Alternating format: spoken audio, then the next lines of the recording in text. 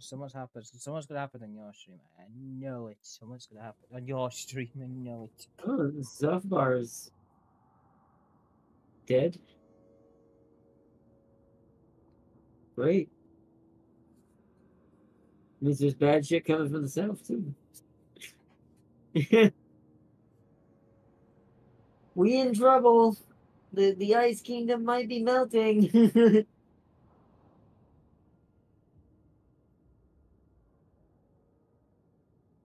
Hello? You Yes. started, James? Oh, Yeah, okay. yeah, I did. Did you not? Boo.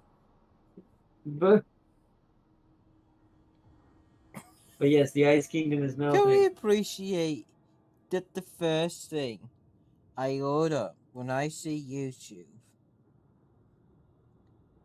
is yapping ping level to low mode to get your catastrophic, and it's all the way to catastrophic.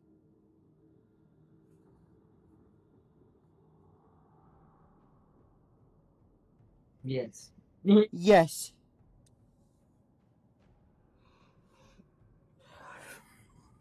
Almost done. What do you mean almost done?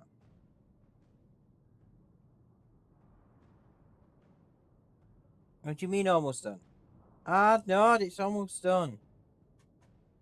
But welcome, everyone. Welcome back to our Warhammer playthrough. Last time I summoned Warzag into the deepest, darkest pits of hell. I may have given him this summon for some reason. Over here we've got progress. Grom is losing to Darius. And also, if you can't make out what Darius is saying, my Steam overlay is buggered. And I don't know how to fix it. I've tried to save my computer, I've tried everything, but still, angry and short. What? Oh, great. Oh, great.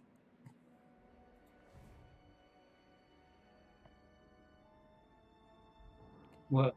Pirates are, What does that mean? the dwarves. Mm. Really one specific one. Yeah. South Rael, hopefully, are you going to be friendly with, friendly treated oracles of Zeech?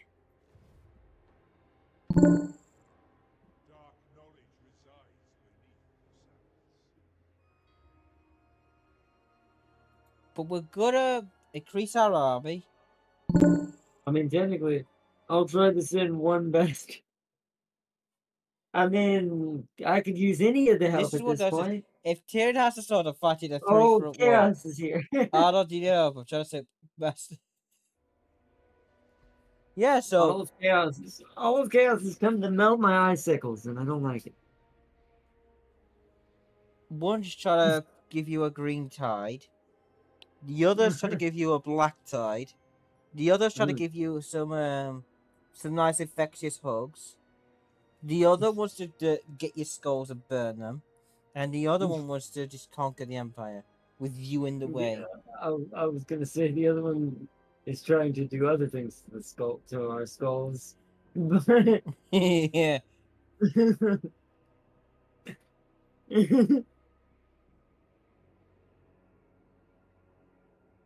Well, yeah, that is exactly what's happening.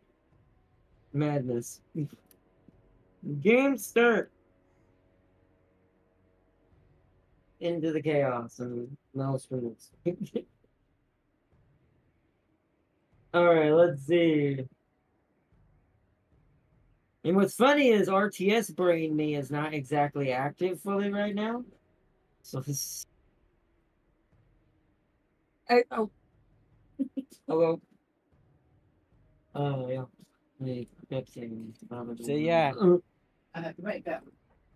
But yeah, I'm not in RTS mode. As y'all know, I am prepping for Dark Ages. And so my brain is more in fast boom boom shooting mode. Less so about tactics. Can we appreciate So, that this guy's called Locust and he knows how to build an army, right? Well, sort of. so you're Sort going to of, be but watching me fight for my Kislevian life today, as we try to Sorry, keep the snow from being melted by all the fire coming from the north of corn, To be and fair, also the in all weird fairness, green stuff growing in other parts of the snow. Arnold, orcs don't burn stuff. They trample and steal it. Yeah, well, yeah, but the orcs aren't here yet. The best that's going to be is, oh, we get to hear a bunch of things yelling that we can't see in the snow. Okay, that's so much better. Yeah, how do you? So yeah, I asked you the other question. You said the Satan, right? But how do you spell the Satan? Old ones in the thing we were talking about the old ones, but that's a whole nother discussion when it comes to Satans and the old ones and what I Because I consider may them and have their figured relation out to each other something. because it's kind of vague.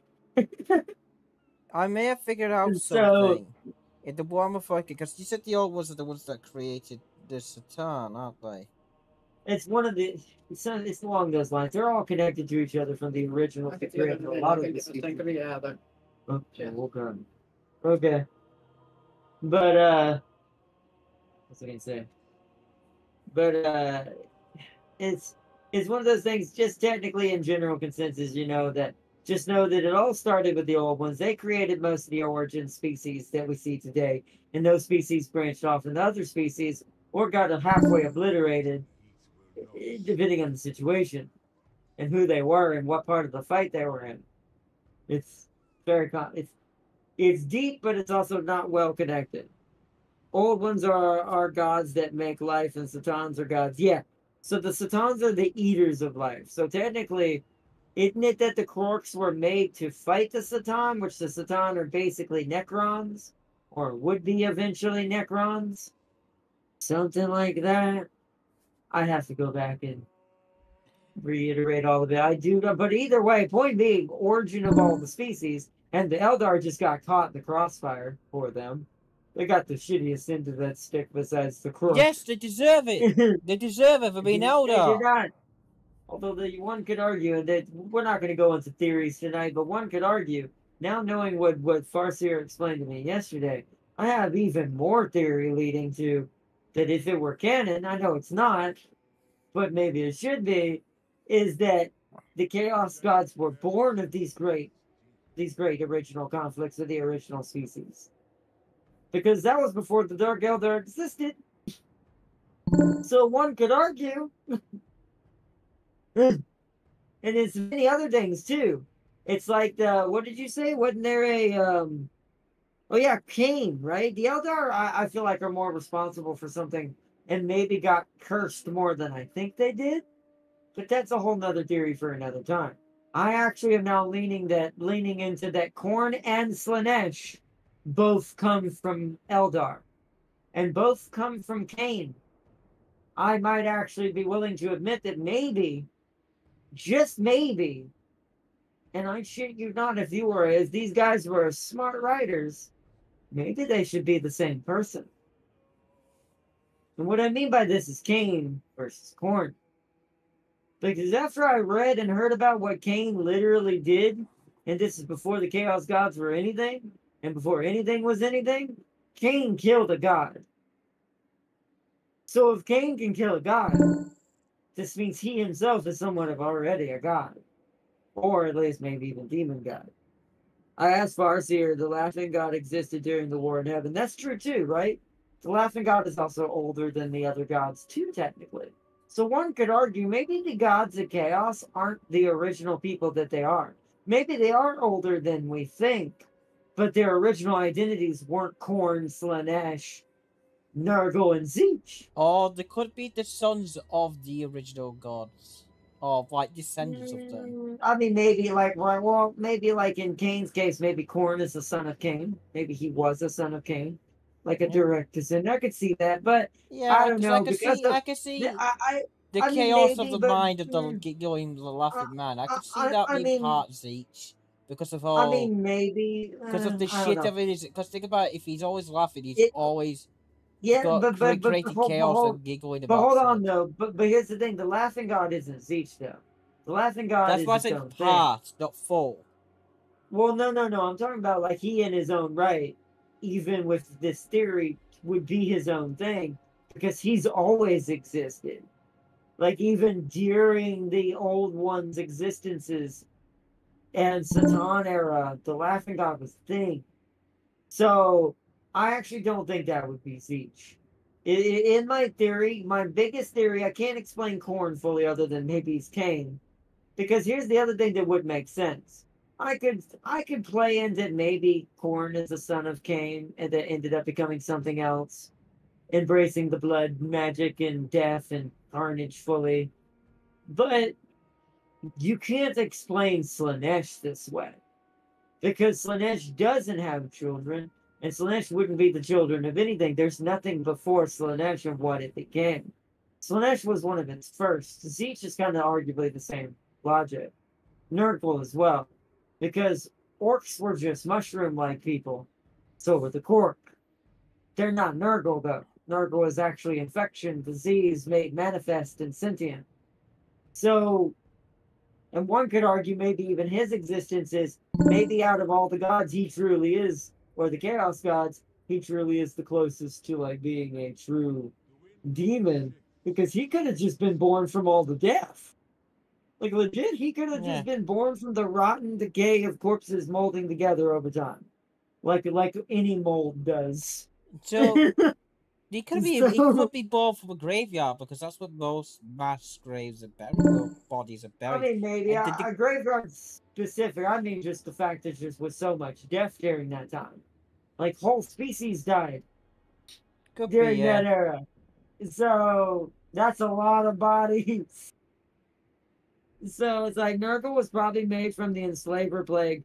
That could be that too. That's true. There was a plague following the Great War in Heaven. So that could have been the birth of Nurgle. That could have been him in his early stages. But I also have my theory for Cain.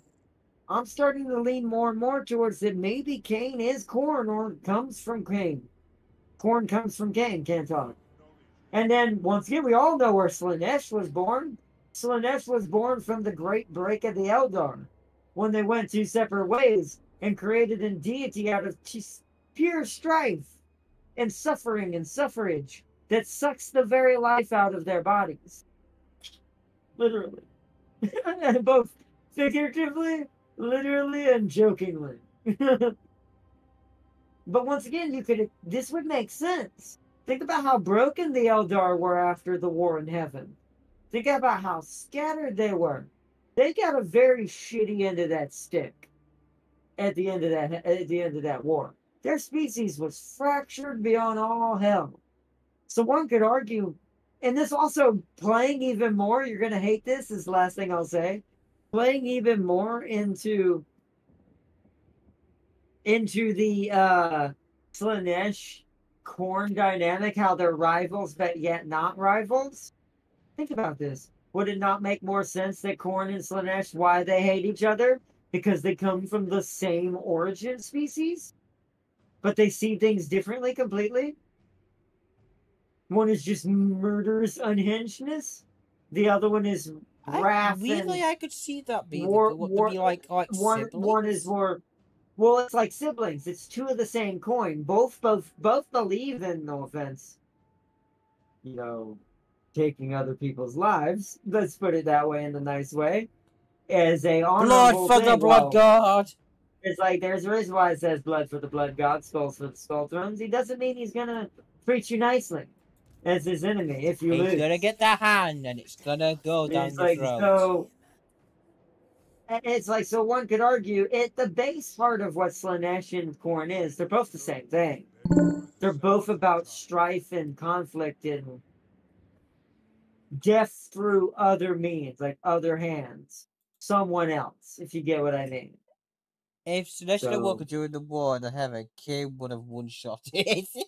Bored of. Well, what the hell is this thing? but once again, it couldn't be born during that time because here's the other thing. That's what Because Darius said if it was. well, yeah, but we also have to argue like Slanesh might have already been a thing, For all I know, one of the Dark Eldar became Slanesh, just out of the pure, like pure. I don't know what the right word. Think of it that this one individual, whoever they may be, reveled in the strife of their people so much that they became the embodiment of it, and was birthed into Slanesh through the dark magics. That is Warhammer in general. So that the chaos gods supposedly come from and all that. But I do think that all of this dates back to the War in Heaven, and that the War in Heaven itself is the origin startup of what the real lore of Warhammer, to me, technically represents or should represent, and not just go the kiddie route of, oh, they exist because they do. What? Yeah. But yet there are gods more powerful than them that can wipe them out, yet you're just going to pretend they exist because they do. See, this is also would make why sometimes the chaos gods are defeated by other gods and other things make more sense. Because it would make it play into, well, they weren't always gods, that's why. They're not pure, truly unadulterated, unstoppable beings. They were made into that. They became that. For whether it would be war or whatever. I still believe Zeech is a Satan.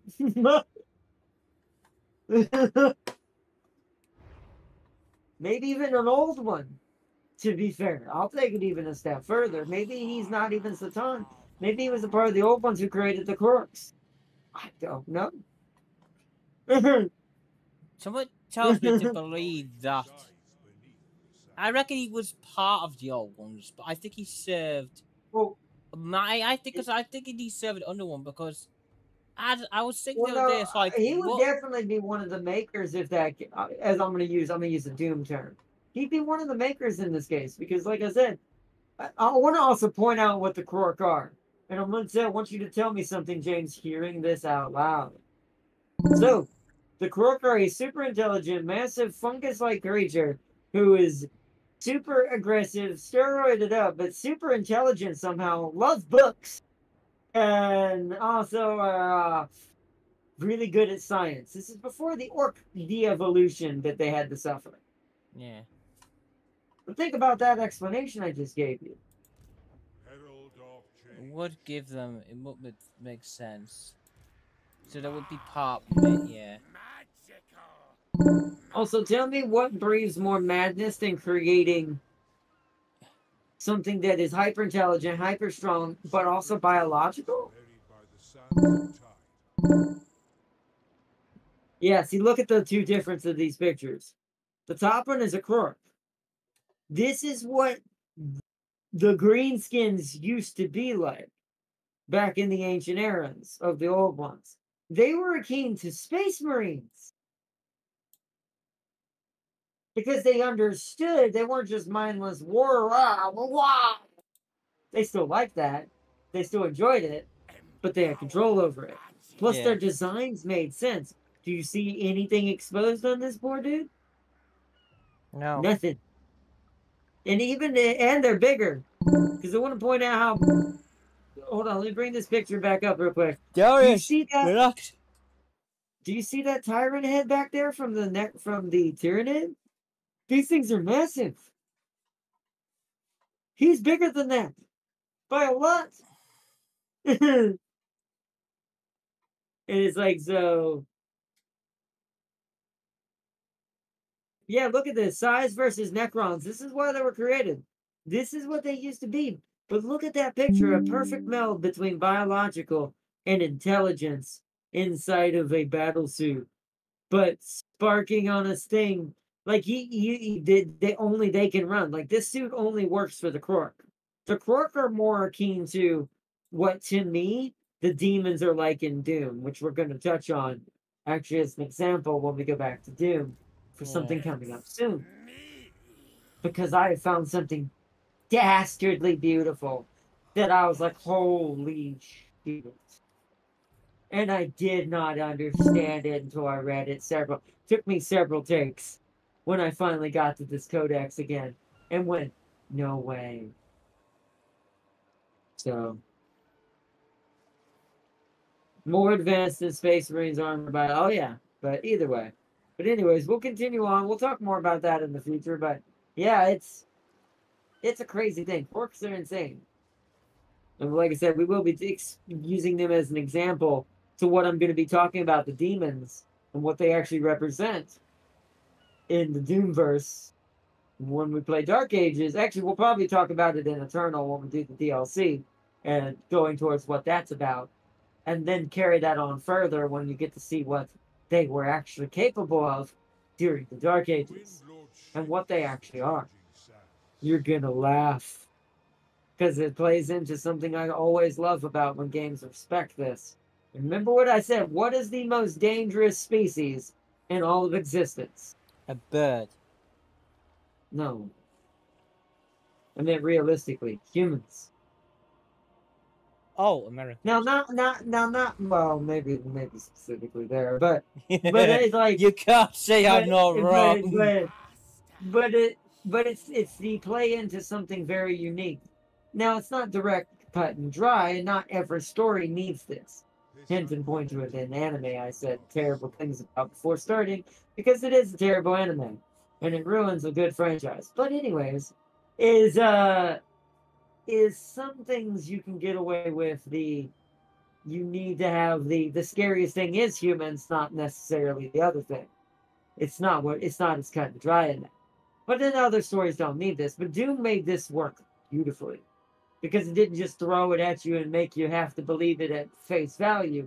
It actually explains what it is and what caused it. And then you go, oh, that makes sense. And things are better received that way when that happens. Anyways, we need to recruit more. Yeah, I'm going back to face off my two armies I faced going in. We need Zargard, right? Oh, but these don't have pistols, right? The reason why I'm not getting rid of these guys fully is because these guys don't have pistols. If I rechange them to Zargards. The blue birdman's on the move. However, I did consider, wait a minute. I have nothing but pistols now, and these Kossars are good, but these are not going to hold up against anything if they get caught. So I think I'm going to sacrifice these in favor of more Zargards, just to protect the front line. I want to play with a theme right now and only play with sisters. I had crap to be. And only play with the sisters, but we don't have enough Ice Maiden type units or Ice Guards here, as you see. We only have these 3 variants right now. We don't have the others unlocked, or excuse me, 4 variants. So we need to work on that. So for now, yeah, I just think we're in such a nasty scenario. We need a better front line. We'll keep one of the archers. Which one's better? This one's the better one. So we'll keep this guy.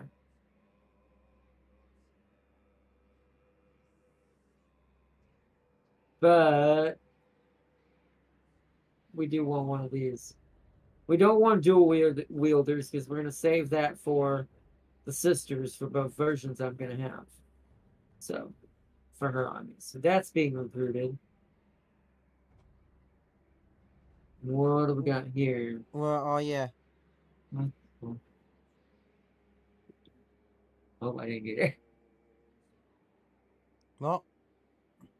Same to you. Let's try that blueberry thing. It has a funky taste. I had to wait till it got cold. Oh. 3 tiers so I can finally recruit. So by turn Right, once I 30, get my turn, I Kairos will was be back returned in a home. second. Because I gotta pee. Use the restroom too, so I'll be back in a minute once I end this turn. Oh, And I'll take all but 2 seconds. I haven't ended my turn yet. Wait! We need to be patient. 1 second, chat. 1. You like chat.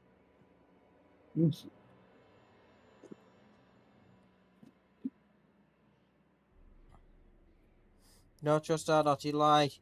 He said he was going to be a second. He likes you all. Don't trust him. Yeah. It's been about 12. Realistically, yes. Purple. Yes. Oh, Will you say, bitch? what? You still gonna why you talk to me? Oh. Talk to me again, I'm out. Mm.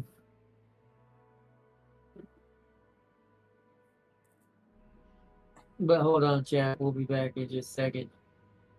We are taking a We quick are break. slowing down. Yeah. Is it Leroy Jenkins or is it Jenkins Leroy? I don't know. Confused.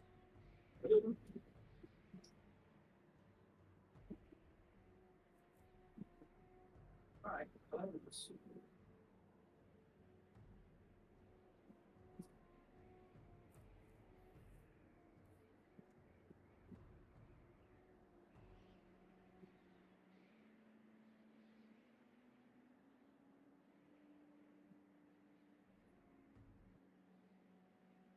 Let's see. First, you said, I just want to add the Eldar became something akin to the Forerunners after the war. You gotta imagine what kind of weaponry the Eldar had after the war to beat Krork and force them to de-evolve into orcs. That's true too. But that was still probably during somewhat shortly Yeah. after Kane's time and stuff. Like that was then where Eldar was still unified and stronger, I'm peaced. and you know And not at war. not worshiping the purple. Everything's But worse. The purple. no, purple makes everything better. No, it You can lie. doesn't. It I had does. purple to a bomb and it didn't work. Well, you didn't do it right. No, I always do everything right. You didn't add enough Just ask my boom. society, so I've just killed. You didn't add enough boom to the boom. I added ick level of acceptance. Even he says that's not enough. Well, he lied. He told me it was enough.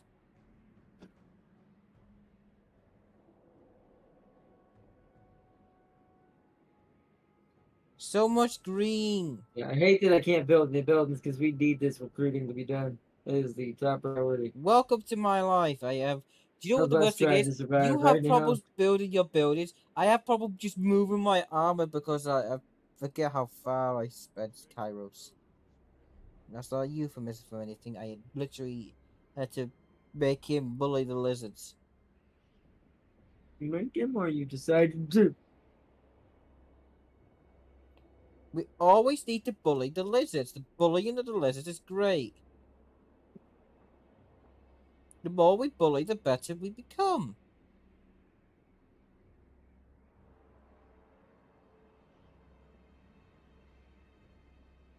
What would they call him? Kairos has become akin to a doorbell and dash person. A person who doorbells your house and runs away. Oh hell yes, he is. He's the knock a door run champion. I forgot what it's called, but I just said it. that's not its actual term. There's another term for it. I almost wanted to say door dashing, but no, that's something else.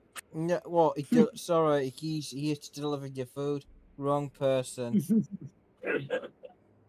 Imagine that you come up, you just get your food, and it's this giant fucking bird No, goes there, goes I mean, wrong house. Sorry, sir. I mean, I would at least be more accepting of a giant bird bringing my food than, if I opened the door and some giant green-looking pus bag was, holding the food. I'm like, yeah, I'm not eating that. That way you open the and say, Are you like a Xeno? Because I want to burn you.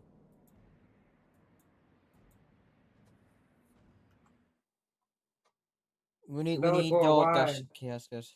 Bellacore, why? Bellacore, do you know what? I'm happy. Because Bellacore is Bellacore. Oh, it's a close. You're wounded and still winning this. What's with all the Forsaken? Yeah, I don't know if the AI it's better, but there are still some units it does seem like it just doesn't. Like this could have been one type of melee infantry, and then two of another that are more like special oriented. God dang, man. Damn it! He has the best name for a hero, for a lord ever. Damn it! I'll give him credit, at least where credit is due. At least the AI doesn't just do one type of unit anymore. But it does seem to still not quite understand comp in some ways. Ardot. Better than before, but not fully. I'm annoyed. He should have listened to Cain. He wanted to kill a good portion of the Eldar before the cult of pleasure started happening. Yeah, He good. No, we sensed need it. to. See, you know what's funny? Cain sensed it. He was like, no, no, no, no, no, no, no, no, no, no, no, no, no, no, no, no. I don't want some weird obsession that's going to be obsessed with me when I become a crazy blood demon years later. Turns out he failed. Yeah. Because he didn't convince people enough that the cult of pleasure should have been annihilated. That's ironic. Oh, but alright. Oh, it's Darius' turn. I thought I was. No, it goes Darius, me, then you. Which we do need to speed run a little. Ardot. Good job by rounds Yeah. super quick, because all I'm doing is moving my fucking units. Literally, I that's mean, all I'm you doing. probably have nothing. You're probably safe. You have nothing to worry about. You're just going around and slamming Well, on I've people's killed doors Oxylotto, I've and killed the then I've ditching. killed the There it High is. I've It's killed called ding dong. Zalan. No, that's what it's called. It's called ding dong ditching. So Yeah, yes, we don't so call it that that is. in the UK. So do y'all have doorbells? Maybe that's why. No, Y'all we probably call don't it have well because doorbells. we don't because not all people have doorbells, so we do knocking. So we call it knock a door run. Means you knock on the door, then you leg it. I mean, I'm trying to think. So ding dong ditch, knock a door, run. Oh, both sound pretty cringe. I'm trying to think which is worse and which has a better tongue. Rolls off the tongue better. But it's the case that you have more doorbells. We have more like old-fashioned wooden doors that we still use in our That's true. houses. So That's a good point. it's a case of it's your houses are more modernized, but ours are built for more older types because some of our houses still get used and sold. Yeah, essentially Kairos is literally a ding dong ditcher at this point. He's just running just hitting the button and booking it and jumping behind the bush. All you see is a pair of wings sticking over the bush. And you hear voices of the heads arguing with each other. Shut up, you're gonna get stuck. Quiet. I could see that happening, and do you know what? That makes me happy. Right there. But you said you were out. I am. I've been using this one for a while. Was it out or in? About to be out. Oh, you got one left. Figure it Holding out. on to it. Figure It Out's a good song. Don't you dare diss it.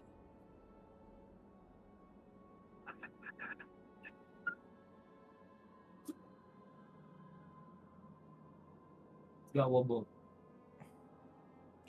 Meanwhile, you want it Darius right is falling asleep over You there. finish it, so I don't have them. Okay. That's not. Darius, wake up.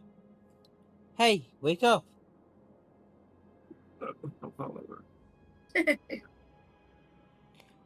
Ah, no, Darius is asleep again. I'm also dying. But, just take it. There we go, he's awake. Yay! Don't question it, Darius. Oh, hey, wait.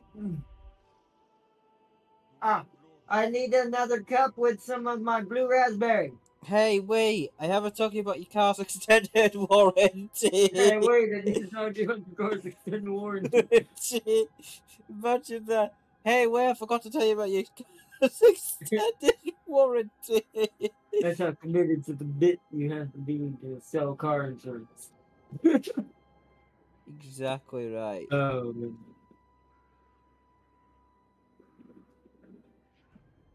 But seriously, have you heard about Kairos Exerted Warranty? It's great, And mate.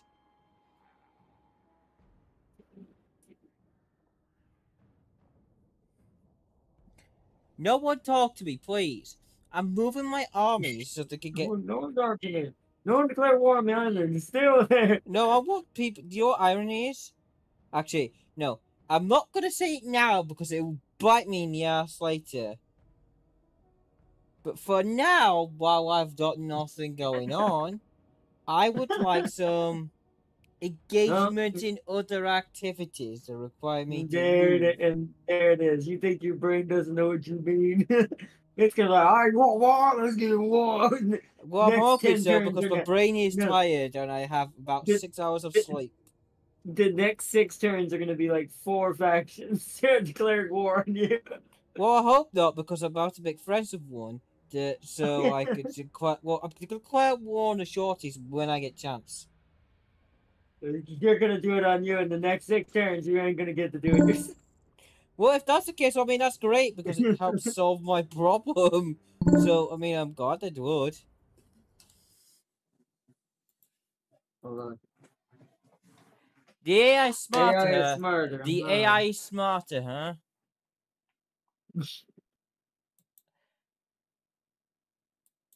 I mean, They made the AI smarter in battle, manual battling, but not in the overworld. That's still I a mean, realistically, that maybe needs to be in their next update as yeah. well. I think, But but overall, it was this was just a test to see how the AI feels, and most people have said that it felt better. So it's just a test in the thank stage. you. So like working on a robot for the first time, that's brand new to you. Mm-hmm. You either burn it down or you turn it into a killer robot. There's no in between. Yeah, there really What? isn't. I agree with that statement, though.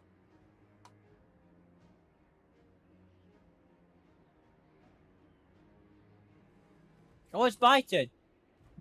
What? Wow. So, Yes, it is. was it? Hold on. That means the war succeeded then. On what? So, according to Ged, Wozak failed his war, which is sad, but he's killed Tequila. Yeah, but it doesn't mean he succeeded. It means whatever settlement he chose, he did not keep. Something Okay. else might have taken it. It could have been like what happened with Nurgle, where Nurgle took Festus took both of Arbal's places. He razed to the ground, swooped it right out from under him. So that can happen. I That's why actually need you to want to save up a occupy with lot orcs of when you're money. doing WoW. So you guarantee you can protect it and defend it until it's over. Because if you lose it before the wall's over, you lose the wall. And the I wall get is that back, considered a to be failure. fair. To be fair. To be fair, it's alright. There you go, that's my turn done.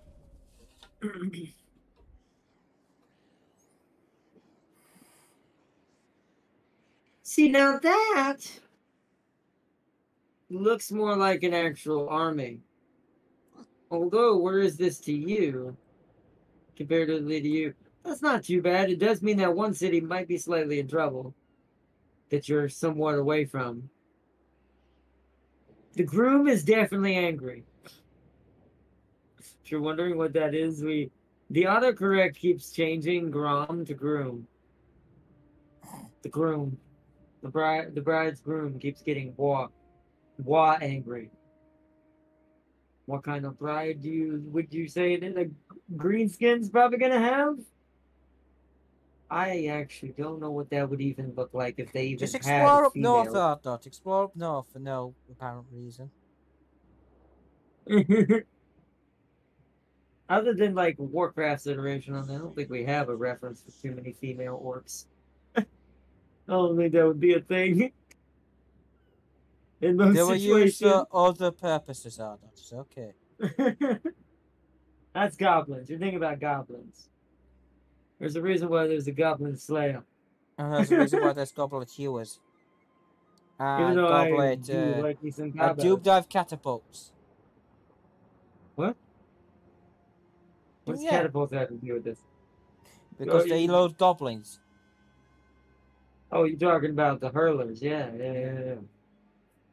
Well, that's how gobos work. The lesser gobos don't get to stick around. They're used as ammo. Yeah, and I appreciate that.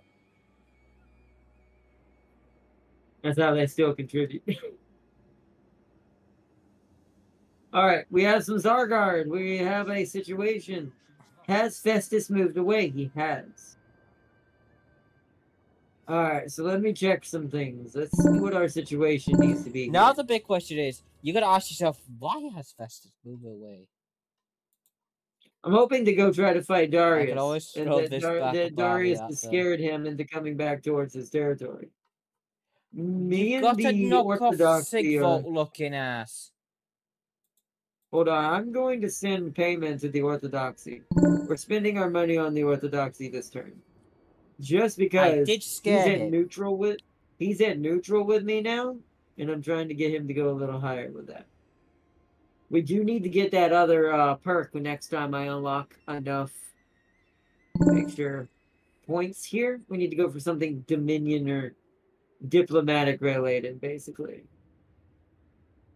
Which would be... See, this one would help us with this, but we need 2 ice points. We're only going to get 1. So we're not going to have enough of that, so... Maybe this.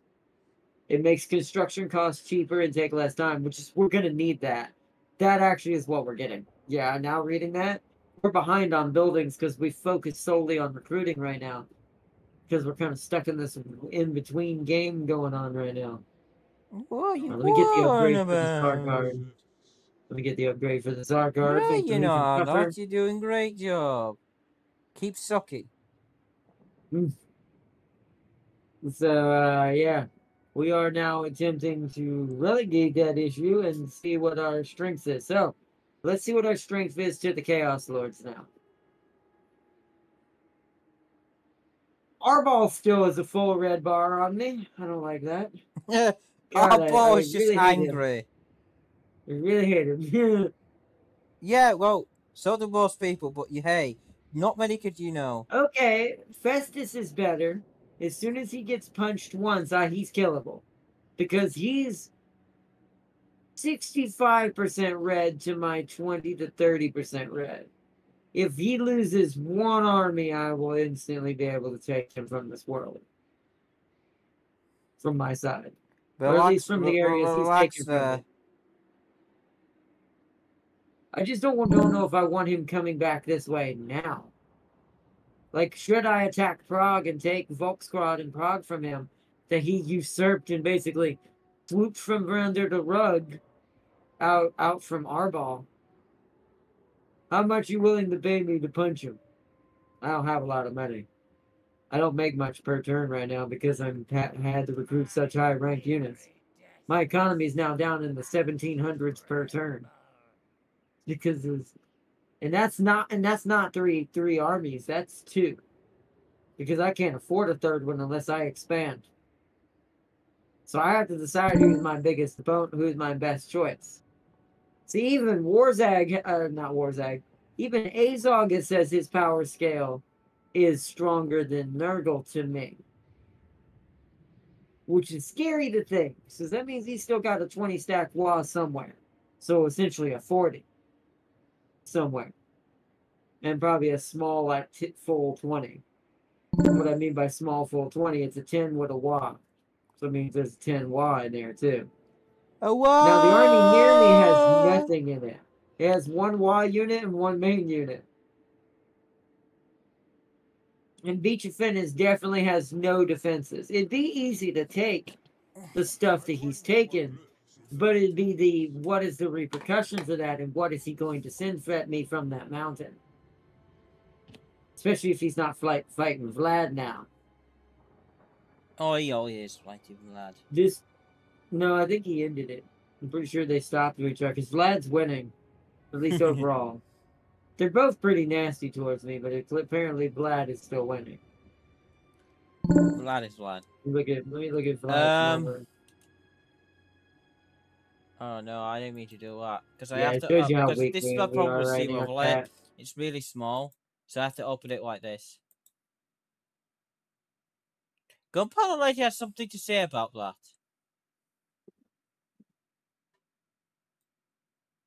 So upgrade that. We need more What money. you heard about Darius? What does Gunpowder Lady do?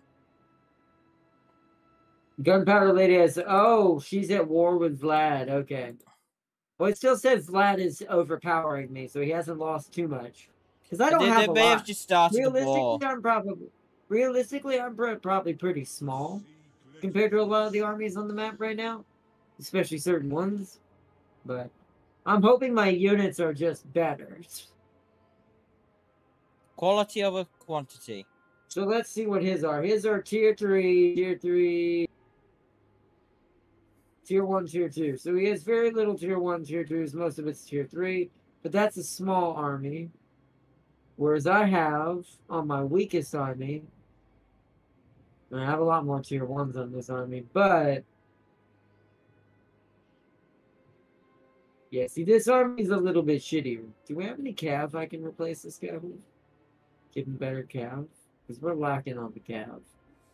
I do not. We have Strelessis. I'm going to add some Strelessis. Those are our what's it called, right? Yeah. Ooh. Ooh, ooh, ooh. Ooh, ooh, ooh, ooh, ooh. Ooh. Yeah, I know what I want to do. So we can't do it this turn because we don't have enough. Wait till next turn. It's definitely still a recruiting Shut up, phase you right pink now. bastard. Sorry, It's my pink definitely collar is recruiting just phase right laughing now. like a gobbo and I have to tell him to shut up.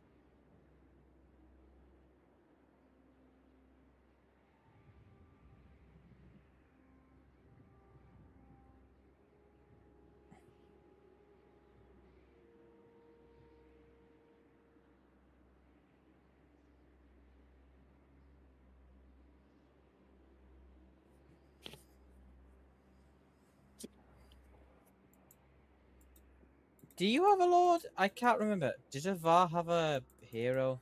I know you do. Yeah, you do. Do you? No, you don't, so I need to recruit a lord.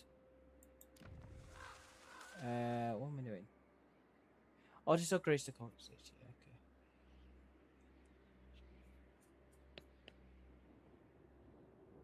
Okay. Oh. Your fault.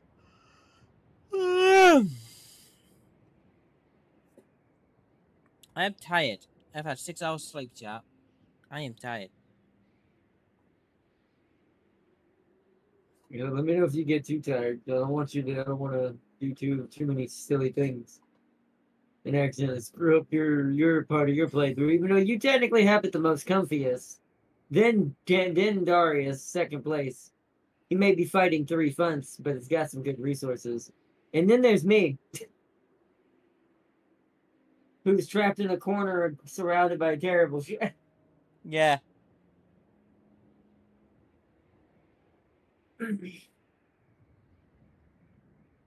I keep yawning.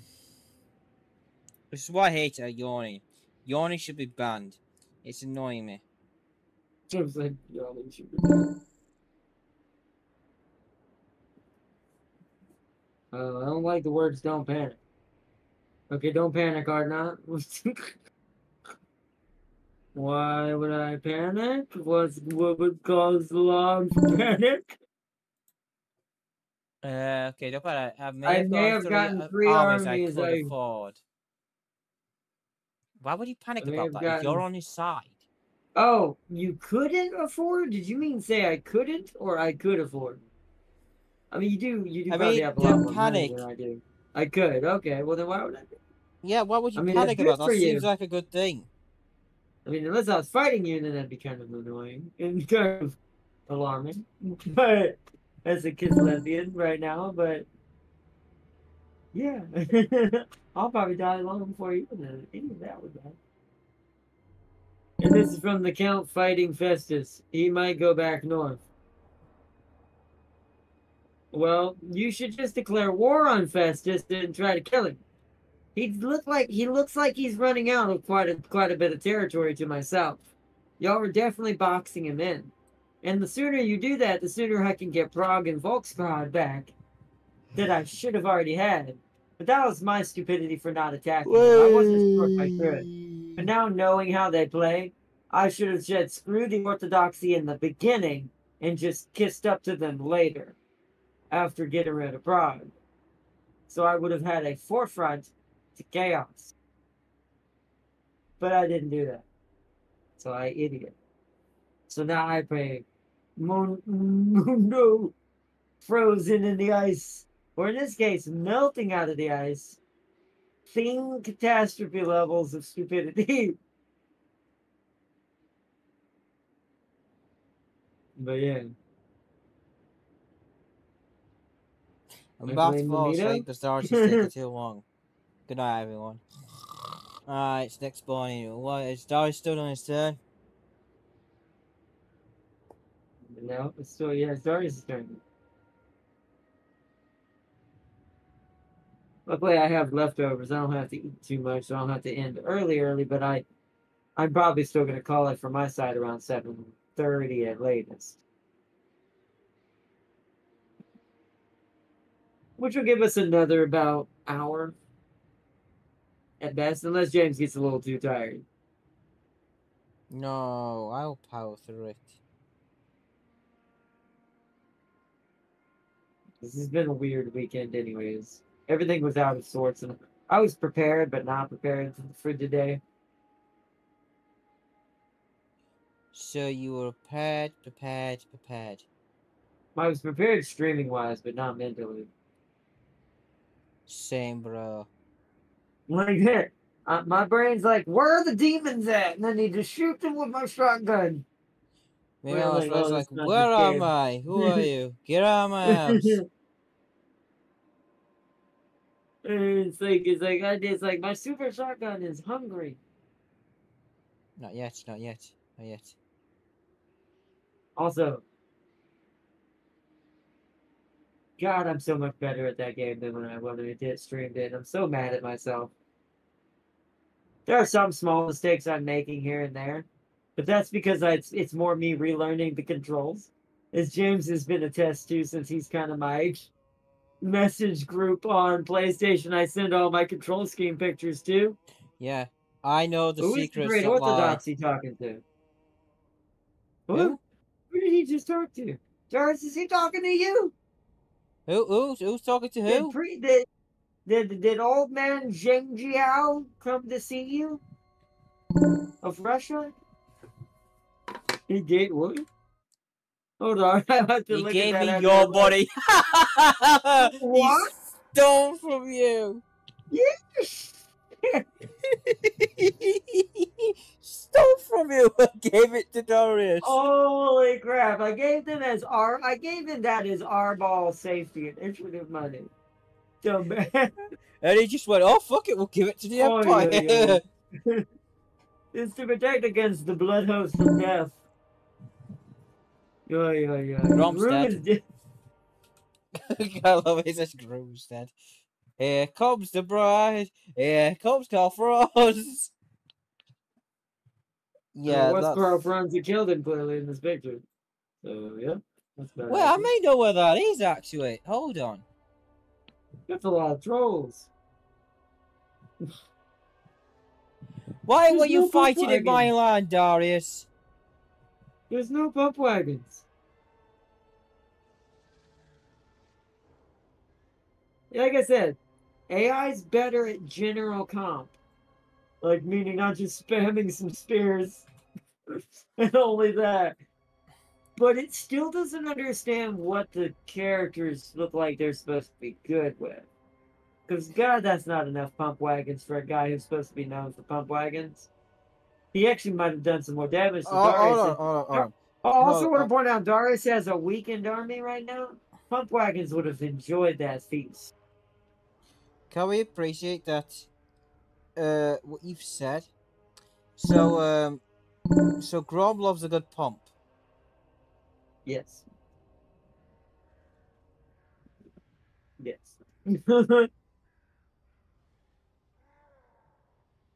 Brooke, Mr. Hey, now that's an orc, although it looks like you're still stronger than he is. So I also have to argue, what is he doing over there? Clearly, Warzak was stronger because he's got siege blessings, but hey. But Warzak's cheating right now. And there it is. That made the decision for us. And there it is. You pus-filled bastard. Which one? The only one close enough to me to matter. The one I just sat here talking with Epidemus or over. Festus?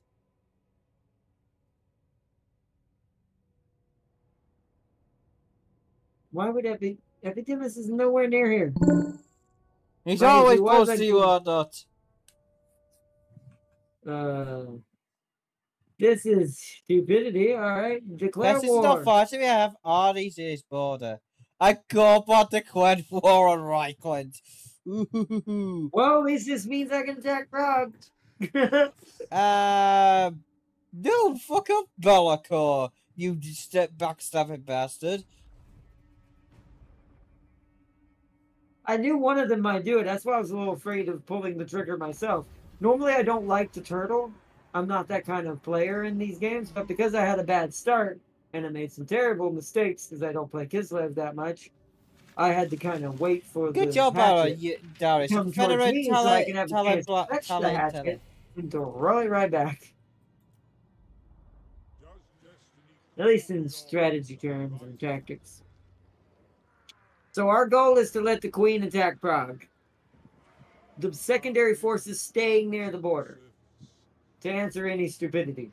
We may have to throw the secondary force and do what I do in some of these situations when I'm at a disadvantage and have less troops to do so much damage in a manual that the Queen can just come and freeze everything straight solid and that nothing will survive it. That is my only kind of hope here. Now, it doesn't seem they're doing much better unit-wise than I am. Highest is tier 3, tier 2s, things like that, tier 1s at best. So we're about the same there. There is like some demons that are like tier 4, but they're only like 1 or 2 units per whole squad. Can't talk. Maybe 4 to 5 at best. Yep, there he is right there. So oh, I can't see it from here, but yeah. So he's heading straight here now. I assume you're heading for Zavastra. Do we fight you there, or do we fight you at Kislev? Zavastra does have a decent wall. It's not great troops, but I mean, they're all tier 1s and tier 2s. The bottom's all tier 1. That's not great.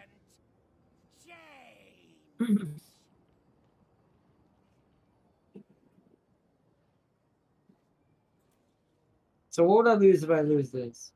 So I'd lose 150 income from there. I'd lose 160 income from there. Of course, the area would destabilize somewhat.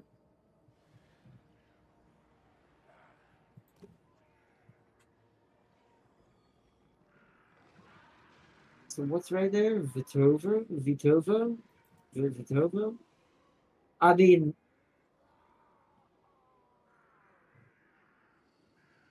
I guess it depends on if he's got the... I guess it depends on how brave Festus is willing to give a Zavastra on his own without a secondary stack. Oh, actually, you know what? This actually works well for him. Okay, so I actually did do that right. So have a look at this guy. He has something in his head. So we definitely have to move on this turn. Kairos is nearly returned home, boys. I have armies near his border. He has 3 heading your way. Why me?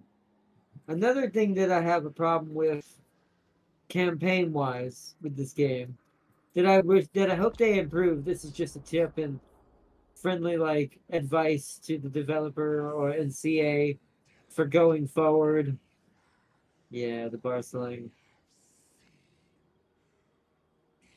Ah! Oh my goodness. Can I somehow make a non-aggression with you and somehow quickly feed you into some sort of defensive pact to join this war. The orthodoxy just changed because I finished that technology on top of I completed one of the missions because Festus is one of the Orthodoxy's enemies on that list that I had for that mission. I have completed the one Motherland mission. So now permanently diplomatic relations plus 40 with the Great Orthodoxy. Okay. That worked out maybe in my benefit a little bit more than I thought. However, uh-oh. You need a non-aggression with me right now, sir. And we need trade, military access, the whole works. Whole works, big guy. And before this goes bad. Because I need this number to shrink quickly. You see what's happening right here, chat? God, I feel like Boris right now. I was supposed to be playing as Kazarina, not Boris. This is a Boris scenario, right? It's what it feels like. Joke's on you. This is secretly Boris. Huh? Yeah. Your brain goes, the fuck? No, to be honest, it makes sense.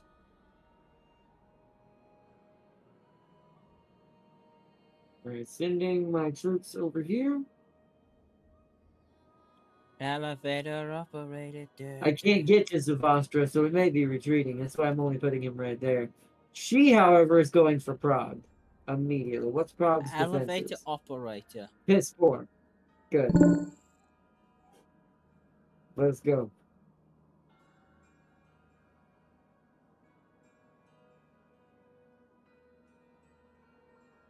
Decisive even without siege equipment. Ought to resolve that.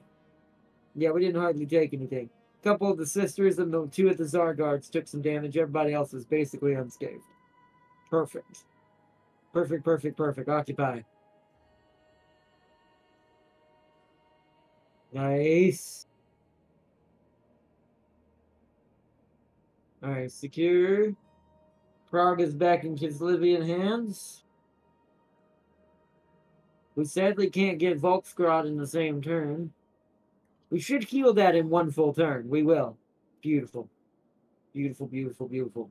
And because Prague is its own settlement in its own region, it can just grow safely on its own in the background and be kind of a throwaway city when we need it. And because I am a corruption, anti-corruption, insane person, look how fast that corruption's already dropping. It's dropping almost 20 per turn. That's good. Well, that's because we're basically once again the Inquisition mixed with the Sisters of Battle, essentially, which neither of those are friends of chaos corruption at all. That's for Kislev. Construction, it gives more growth. Construction cost reduced even more. Construction time reduced even more.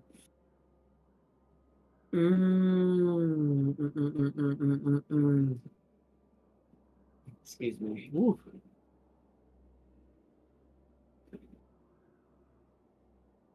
Oh yeah, we wanted some Streletsy for you though. Get that in time. How many turns would it take? And we have to retreat. Shit, I came over here too soon. Alright, so that's not happening. So, Regiment of Renown. Is this guy better? I've got an itch in my wrist. Exactly the same. Oh, that's nice. I've itched it. The itch Why has is it got to not be showing the completed. comparison? As the comparison must have broken. Yeah, sorry, I just hacked into it Oh, again there it before goes. readings. Ah, so there it is. Wow, that is a lot better. Let's put that in here.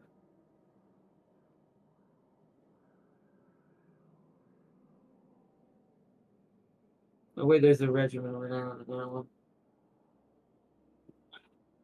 See, I need more orthodoxy belief. We need another orthodoxy church. But the issue is the Fort Jacoba has to put up walls. Because now we're going into a scenario where a lot of shit is about to maybe get attacked. So we needed to be able to fight back and do what's trickle damage just in case I have to recover it. Because I'd rather have to recover it than lose it fully. So, and not have put up any fight. Okay. What other? So that benefits only the bears. That benefits the snow leopard. Let's at least get that. Let's do that because the snow leopard is a super elite unit for this for her army. I've already upgraded the ice sister perk. Urson's protection, missile resistance. We're fighting Nurgle. They're not gonna really have that. So I'm thinking upgrade Hawks of Mishka and go ahead and unlock Earthing to get rid of miscast chance. Okay. And then we want to get rid of corruption fast here, so we're going to do Power of the Church in the Prague area to cleanse this corruption even faster. We won't see it till next turn, but learn how fast it'll and how much it'll be. But it basically should erase the corruption and basically this turn and next turn completely, which is insane. Oh, well, Throt's gonna die. I mean, shouldn't he already be dead? Yeah, no, because technically, the way it worked out, he was technically surviving fighting the Orthodoxy for a while. They were back and forth until something else came in here.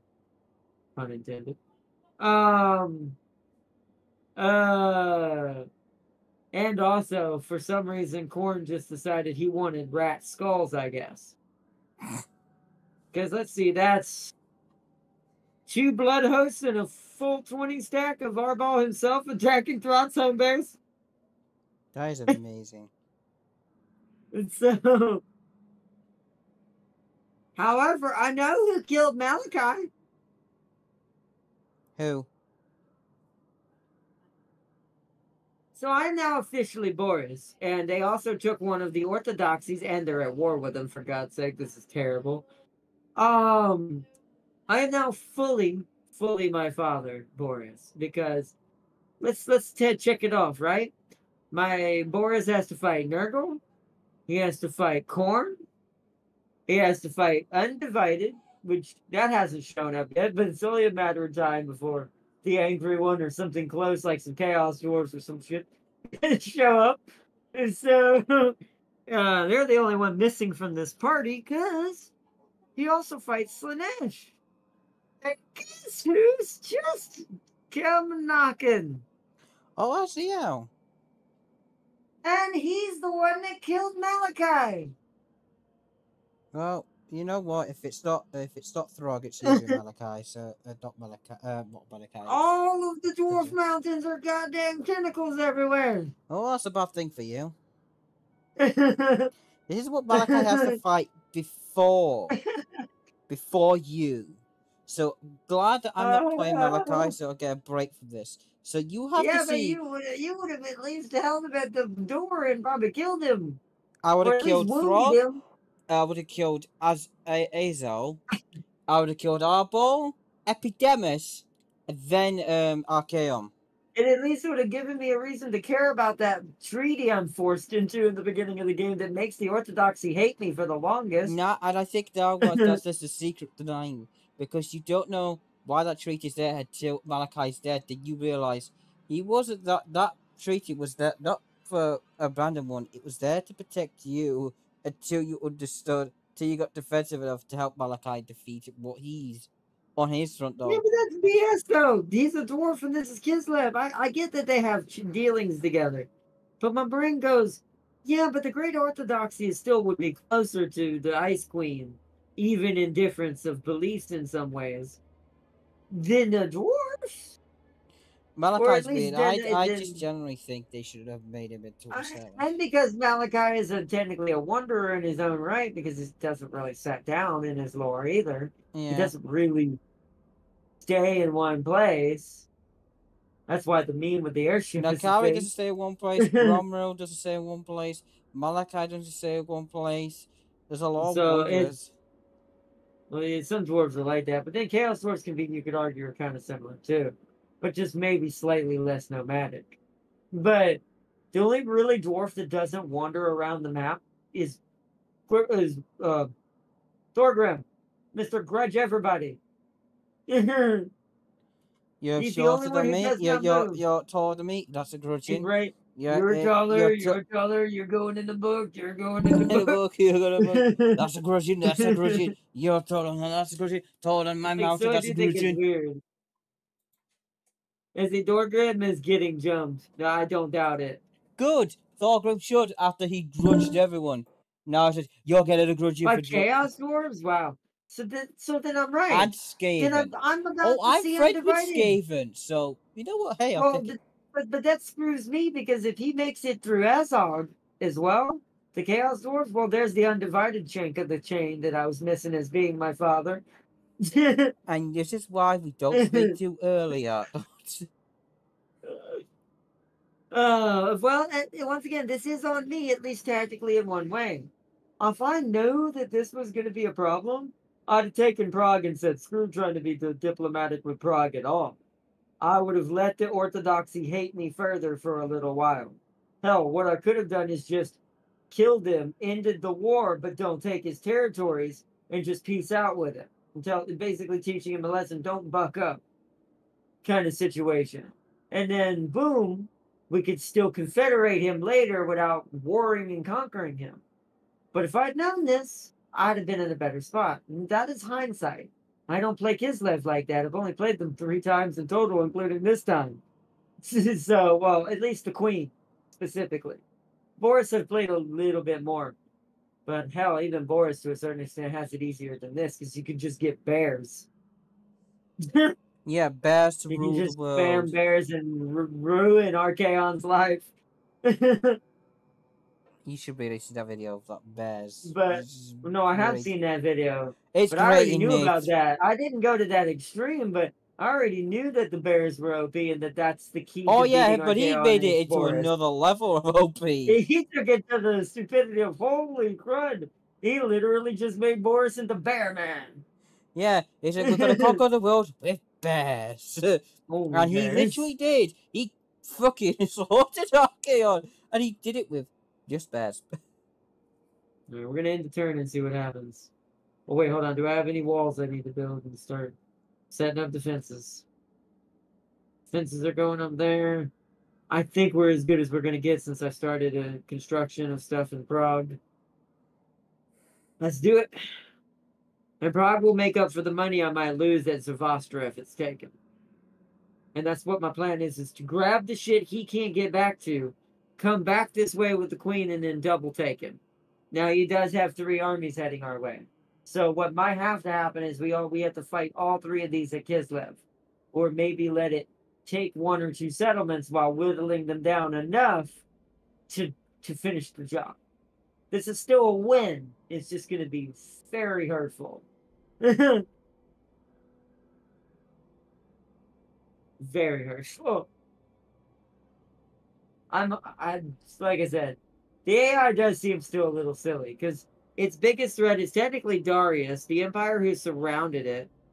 Yet it's punching north. And I don't know if that's just out of, according to the AI, desperation. And it just doesn't understand what to do. Or is it's just picked a random target that just, because I'm weaker on the war scale, according to other opponents he's facing, maybe that's the Or he AI has a just seizing contact with me, opportunity. and that's why he's not coming after me yet. Well, you would be too far away for his taste anyways. Actually, Right now. no, I could be over there in a turn. I'm about to slam a land ship into his puzzle. I mean, that's at least something. Because if you do damage to him out there, then he has no recovery. Now, hopefully I can survive, because right now this is all I care about. We need to survive with at least Kislev intact, Prague intact, and if I can help it, Fort Chakova. The rest, the other small 3 settlements, even though it'll hurt my religious balance that I finally got tailored made and made it actually work, so I don't get debuffs. Igrov, Vitivo, and Zavastra are right now expendable until we can fight this off. 2 of them technically have level 1 walls. That's Vitivo and Zavastra, which ironically, those are the ones closest to where he can attack. So both of those have at least a small garrison of defense, along with Kislev's right there. Kislev is definitely the most dangerous target. The issue here is I actually don't have walls at Kislev, but I don't have to, because Kislev cheats in a different way.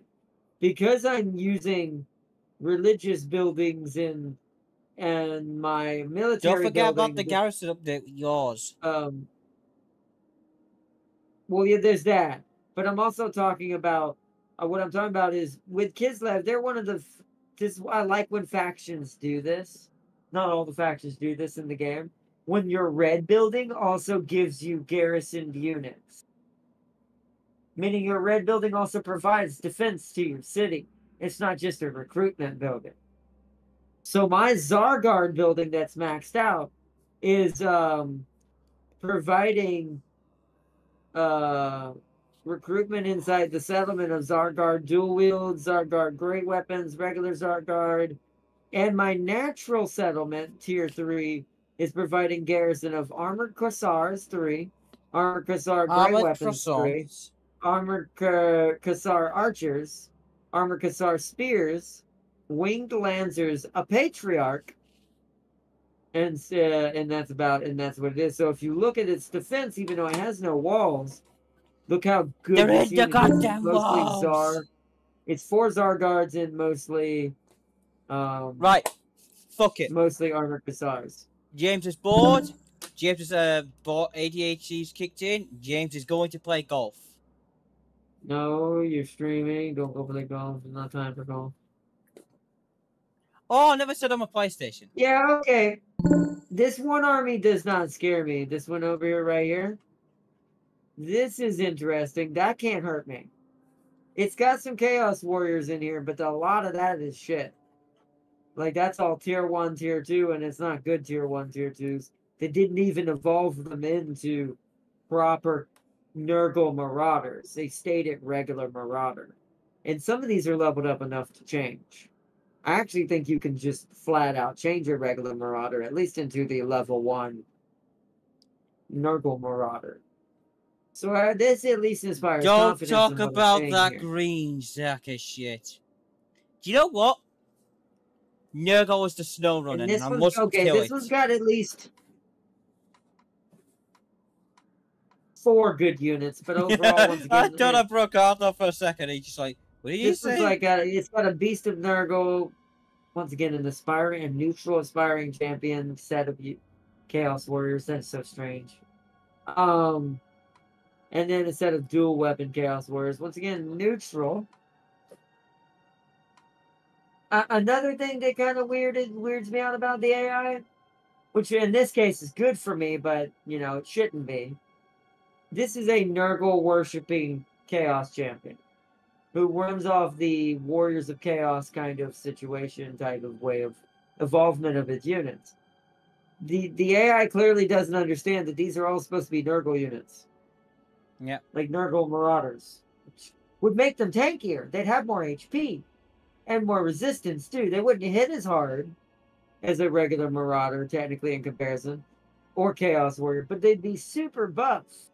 And be super lasty and annoyingly hard to kill. And to be honest, they would have more vigor as well. There's that too, so basically, that's a little weird. Also, I did not know this. That Okay, good to know. you know you could get. I've learned a bit more about the game.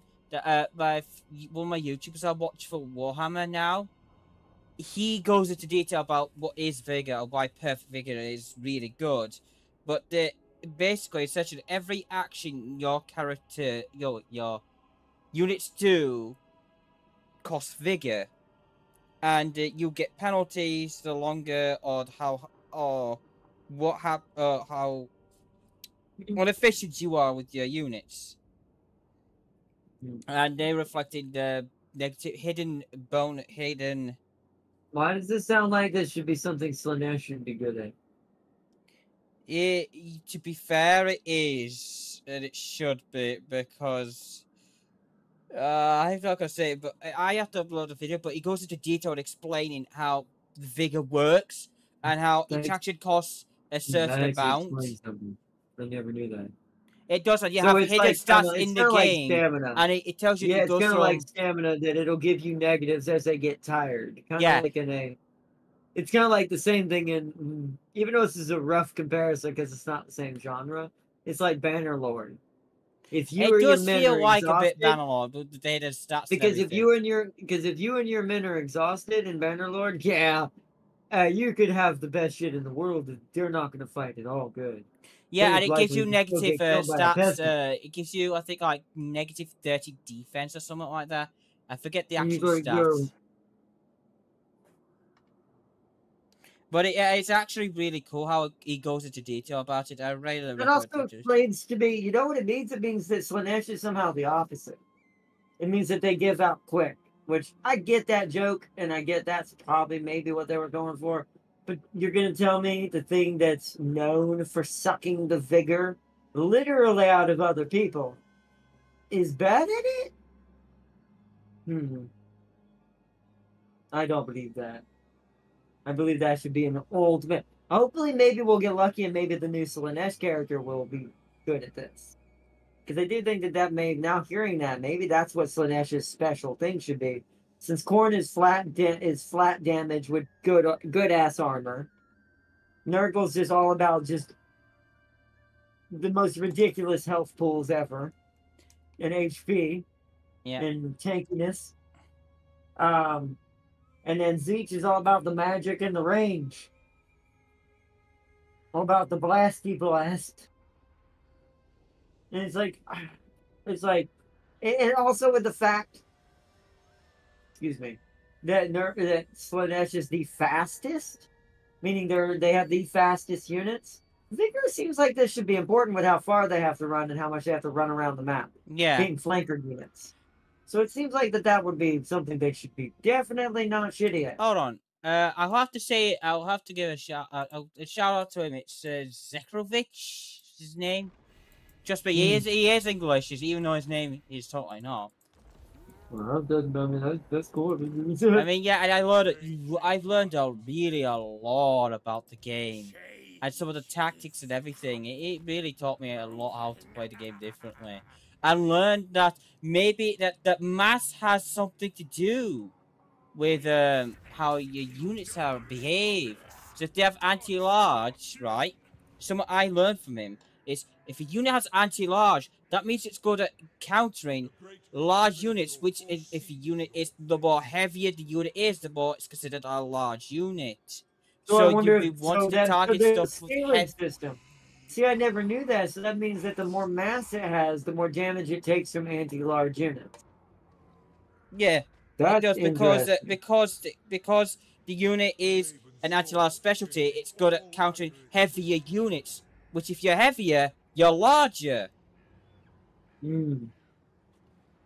It's some of the stuff that you don't learn about, which he's good at teaching. Joke, but I'm gonna make a terrible joke. So that means all I need is spears to beat Nurgle. Yes, and I would approve of that because of that. my approval of your terrible joke is approved. I'm happy with that. So yeah, I think that's why Nurgles really hate spears because, well, the spears they would hurt you a lot. And I bet you, actually, I'm gonna say this out loud. I bet you that's an actual thing, at least on what's his name, grandfather boy over in the other corner. Yeah. Forget his name. The main Kugov? one, the original. That name? Kugov. I think so. But yeah, he would be absolutely detrimentally affected by this. Explains why you don't want him fighting anti-large units. Too fast. Yeah. Because think about it. Anti-large. How am I Nurgle's not all broke about yet? that. Because think Because about it. Empire The more makes a health lot he of has, the... money. You're also expanding quite quickly, to be fair, from what I can see. You've got quite some good settlements scattered around, giving you some trickling money. Plus, I assume you have deals with all the elector counts. Technically, there are 4 armies heading this way, just because Oh, one of them is the how's damn your Nurgle electric count going, Norskins. Darius? I'm trying to Which I figure out find, what I need to always like do. that. Nurgle's an electric count. I need to fall back and try to get some Streletsy quickly. I really don't know what else to do otherwise. Change the locus to resist passes. Okay, that's okay. That unit. Okay, Ventress's unit is the most useless. So Ventress is the weakest out of these 3. Wow, the Norskin army is wounded and still being wounded. Wait a minute, wait a minute, wait a minute, wait a minute, wait a minute, wait a minute. I know what we can do. We do this. Can't I do a blizzard in my territory to cause attrition? Hold the phone. Don't I have a bone boy? I'm gonna call it what it is, somewhat bitch tactic. I mean, Just freeze the infection out. Hey, it's up to you what you do. I need to see how that works. But everyone's recruited. Everyone's loving. Well, I see Everyone's where my here. money is coming from. I will give some love to...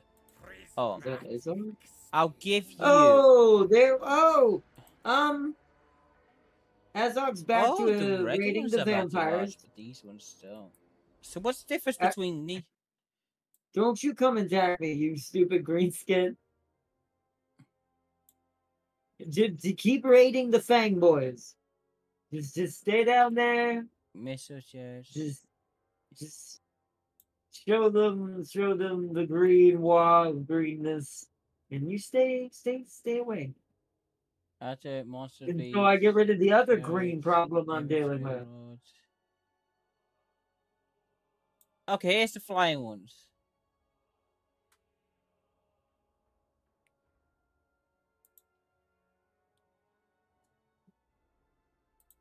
Yeah.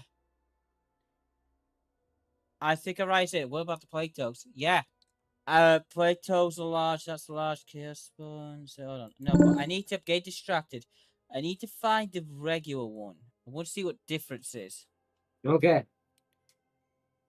So it's worse. Yes, Festus is the only one with proper marauders. There's not too many Chaos Warriors, though. Just marauders. Which is interesting. So why would I get something worse? But it's rank 9. That's what makes it different, though. But this is what, rank 4? Even the base one's better. Oh, wow. So why would I bother? So that is a pretty good percentage there, Darius. 15% is quite high in this game. I'm making an army of unstoppable horrors, an army of Zeeps. Arthur said, the more I look at the map, the more it looks like the tides of chaos. That's what it feels like. I don't need to build upgrades. Coal upgrades not yet.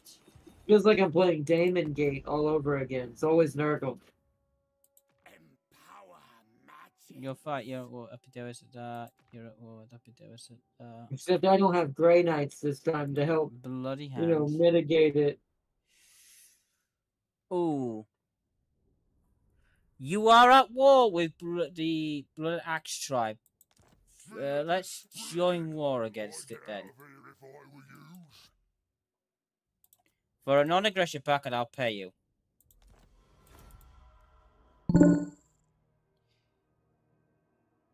They condemn bow support. We're at war with them, Safrael. What do you want from me? Nice.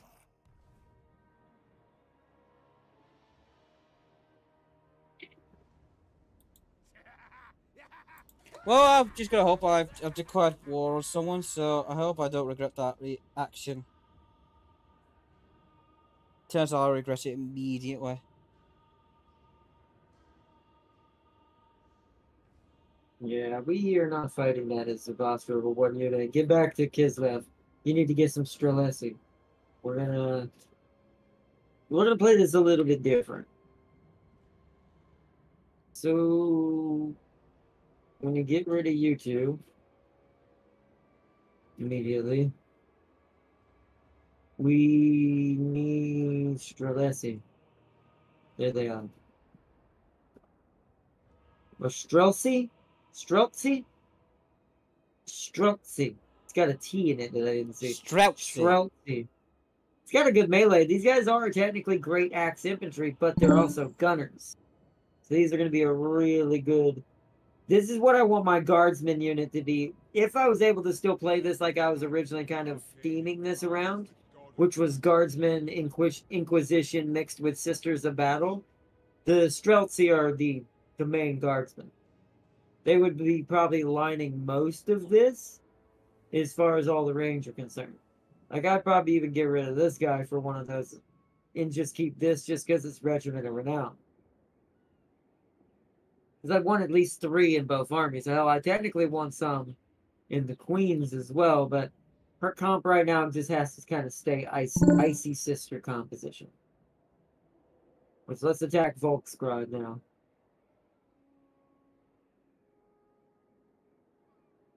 Decisive, beautiful, auto-resolve. We don't have to fight these first ones. These are easy and not really hard to do.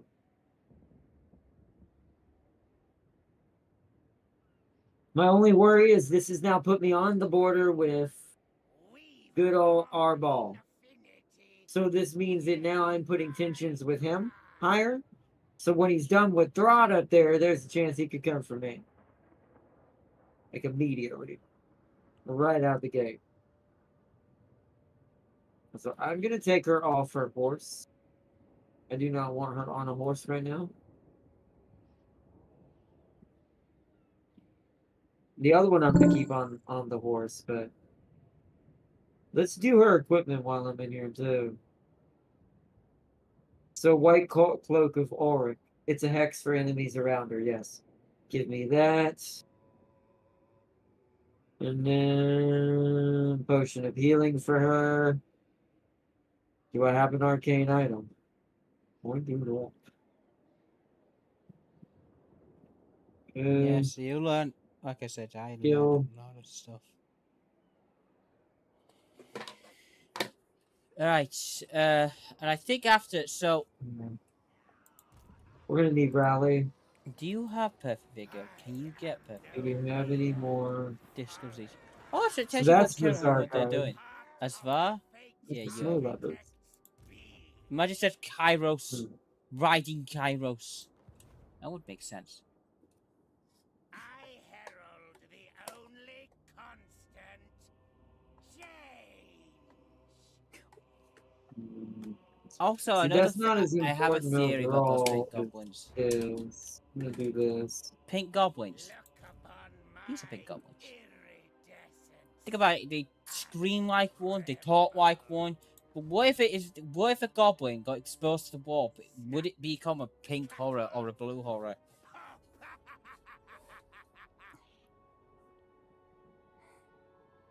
I mean, you tell me. You've played Magic. I played Magic, and you know, and can I be honest? Magic confirms this. Age of Wonders confirms this. Weirdly, if you take goblins, give them the ability to use magic, you get pink horrors. You get horrors of each.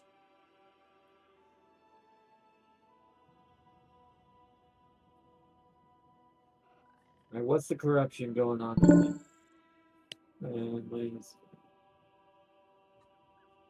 I went down because of attrition going on. Yeah.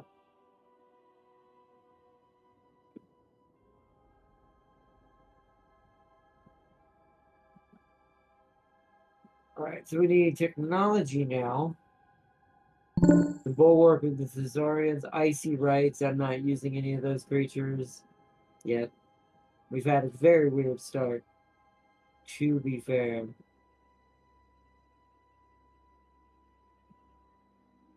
Where do I get my Frost Witch? Right there.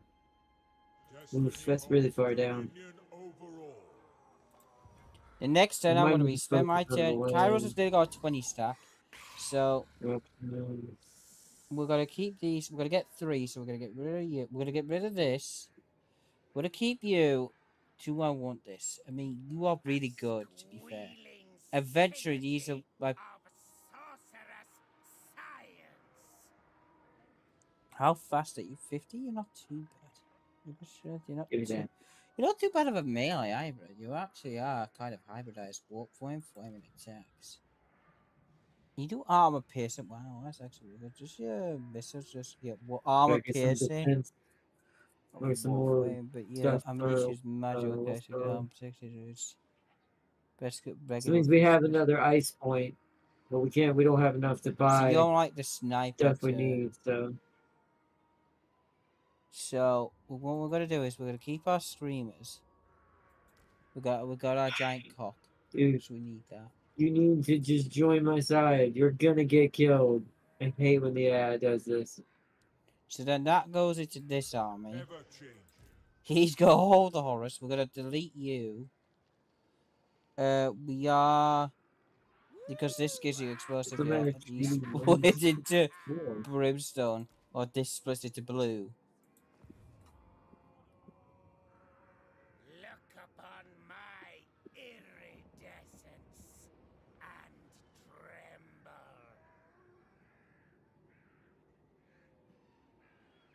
How is that even adding up? Maybe because he's still too low of a flat number. Well, hopefully you don't die before then.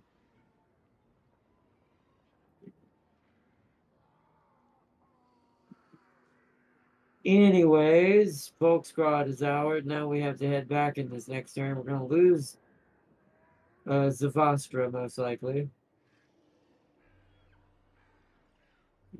So terrible. The Streltsies are recruiting. I'm determining on getting rid of this last archer for another one. Probably a good idea, to be fair. Because let's see what the comparison says. Strats, it's doing it again.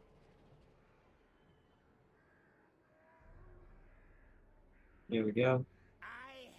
So they're just generally better. They have 1 minus melee attack, but that doesn't matter. So we want another Streltsy. We need to get the guardsmen in here, man. The guardsmen have to be ready with their ice guns. This weird reality.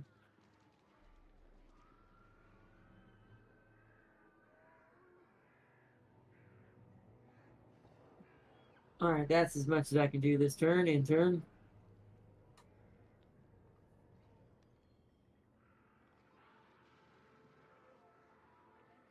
Darius, it's your turn. Just waiting for the seal to show up. Yeah, he might. Although with his college being on finals right now, he might not. He might not show up tonight. Seal, you gotta fail anyways. You might as well come down to our level. No. He will succeed. He will be great robo builder. He will make great robos. What if he just fails? Even if they are ultimately to serve their true father just and master. Embrace your darker side of your... Embrace your, to quote Motley Crue, embrace your wild side. Wow, it's already 7:30. It's already been an hour. We've done what?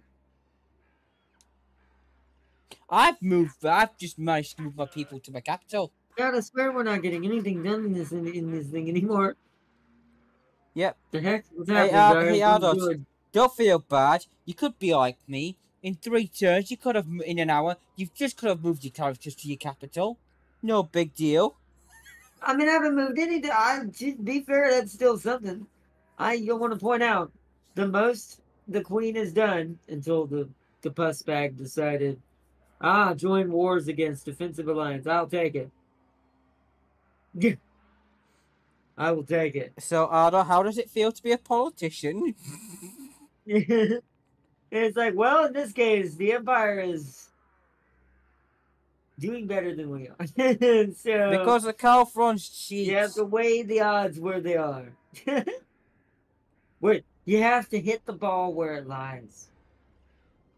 Good point. Fuck, I forgot about my golf match. And when James is most of the time is often some left field on a different course that's separate from the course he's supposed to be on. But I get it. I get it bet. I still get it in on the green in two. So fuck you. And you could put, oh, you're supposed to. You're not supposed to do that. You're supposed to do that. And I go, yes, because that's where it goes.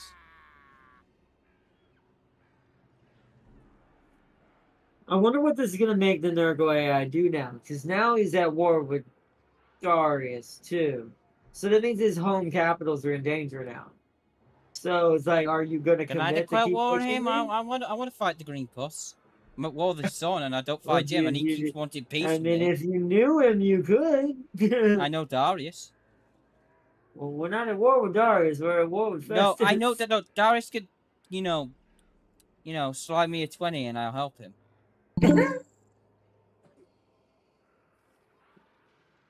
I took one of his main cities with a throwaway. Yeah, see, he's in trouble. This is what the AI kind of commits too wholeheartedly into, I think, sometimes. Where it goes off in these weird-ass, vast directions. Several settlements away from their main, what is really important to them. Because he didn't have Keppelberg at first. He took that back. But I can see, now that I have a defensive alliance, you can see Darius has cut a hole straight in and down his middle. Darius now has Tappelheim, and Tappelheim. Hergig. Tappelheim. And Hergig over here with Claude. And And also, I want to point out, ironically, a reincarnation of Ulrich, who's working for the Lady of Guns, is over here near Crundenwald with a 20 stack. trying to hunt down the rat which vanished. So, this is a fresh sight to see. The Wood Elves over here are still alive.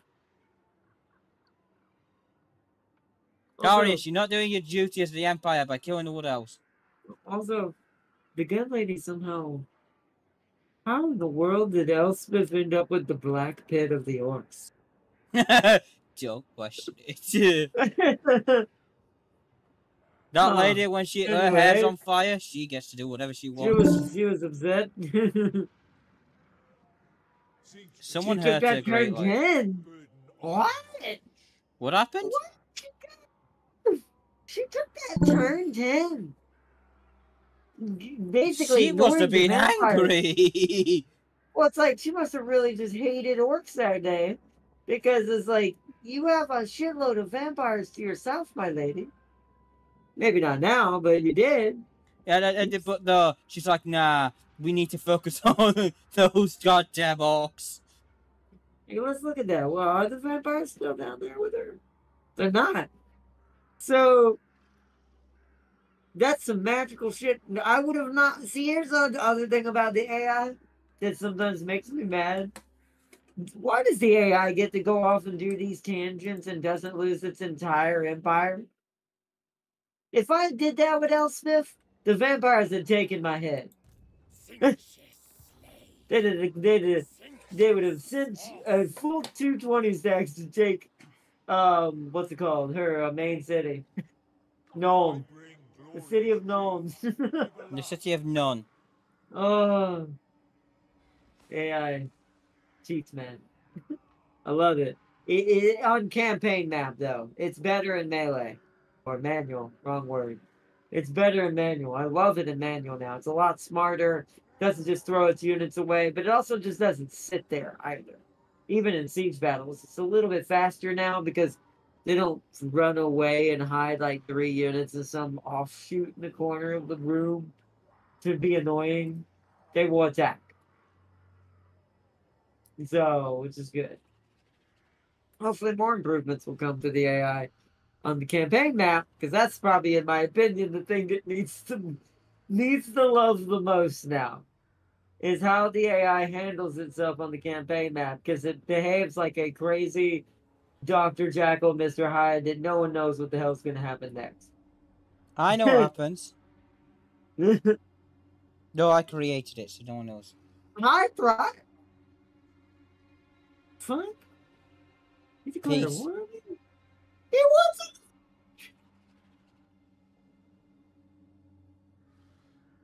See, these are the moments. This is a perfect example. As much as it's like, okay, I get it. Okay? The AI is like, well, you're the least person who hates me because you haven't been attacking me. So it's coming to me. Although I'm a negative 145 with him still, so it can't be by much compared to anyone else. So he's dead in the water against our ball. I just don't understand. I'm declining this because only a psycho would accept that, because that would hurt me more than helping him. Like, that immediately would turn the orthodoxy right back on me again. Even though that Throt is basically dead. And this is a pity piece, as they would call it, for a dying rat. But it doesn't see. Oh my god. Can you see my stream, chat? Did Throt win? Wow, No. It's I'm looking at the settlement battle of Nurgle attacking Zavastra as I predicted. Yeah, it shouldn't say that. So this shows why comp is important on many levels. Because if this is winning, that means the queen can raffle stomp this.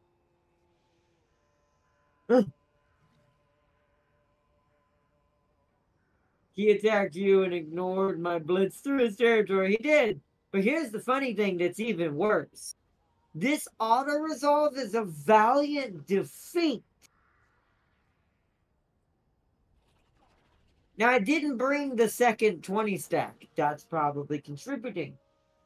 But the fact that this 120 stack has full health, and that this Norskin that's coming with it that's permanently dying because clearly it lost its settlement, its home city, so it's attritioning until there's nothing left. And this is a valiant defeat. That means majority of this first stack for Nurgle is going to get heavily fucking wounded. This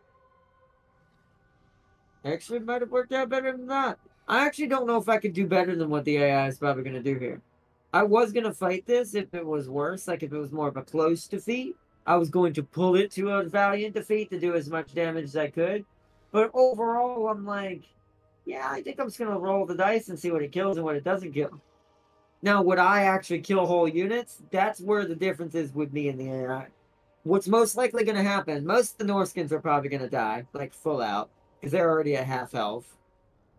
And then most likely majority of these units are going to drop to half health. But they're going to do it across the board because it does it mathematically. It doesn't actually fight a manual battle. When you do auto-resolve, it just looks at the numbers and distributes it evenly. So I'm taking that. Holy shit, it was worse than I thought for them. Wow. Nurgle's fucked. I just won. I just fucking won. I lost the settlement, but I fucking won. So, I remember what I said. Majority of the Norskins are going to die. Now, ironically, they actually lived. They lived? Only 4 of their units, 5, died completely. Wow. Nurgle lost 8. Wow. So the actual Nurgle unit lost more. Huh.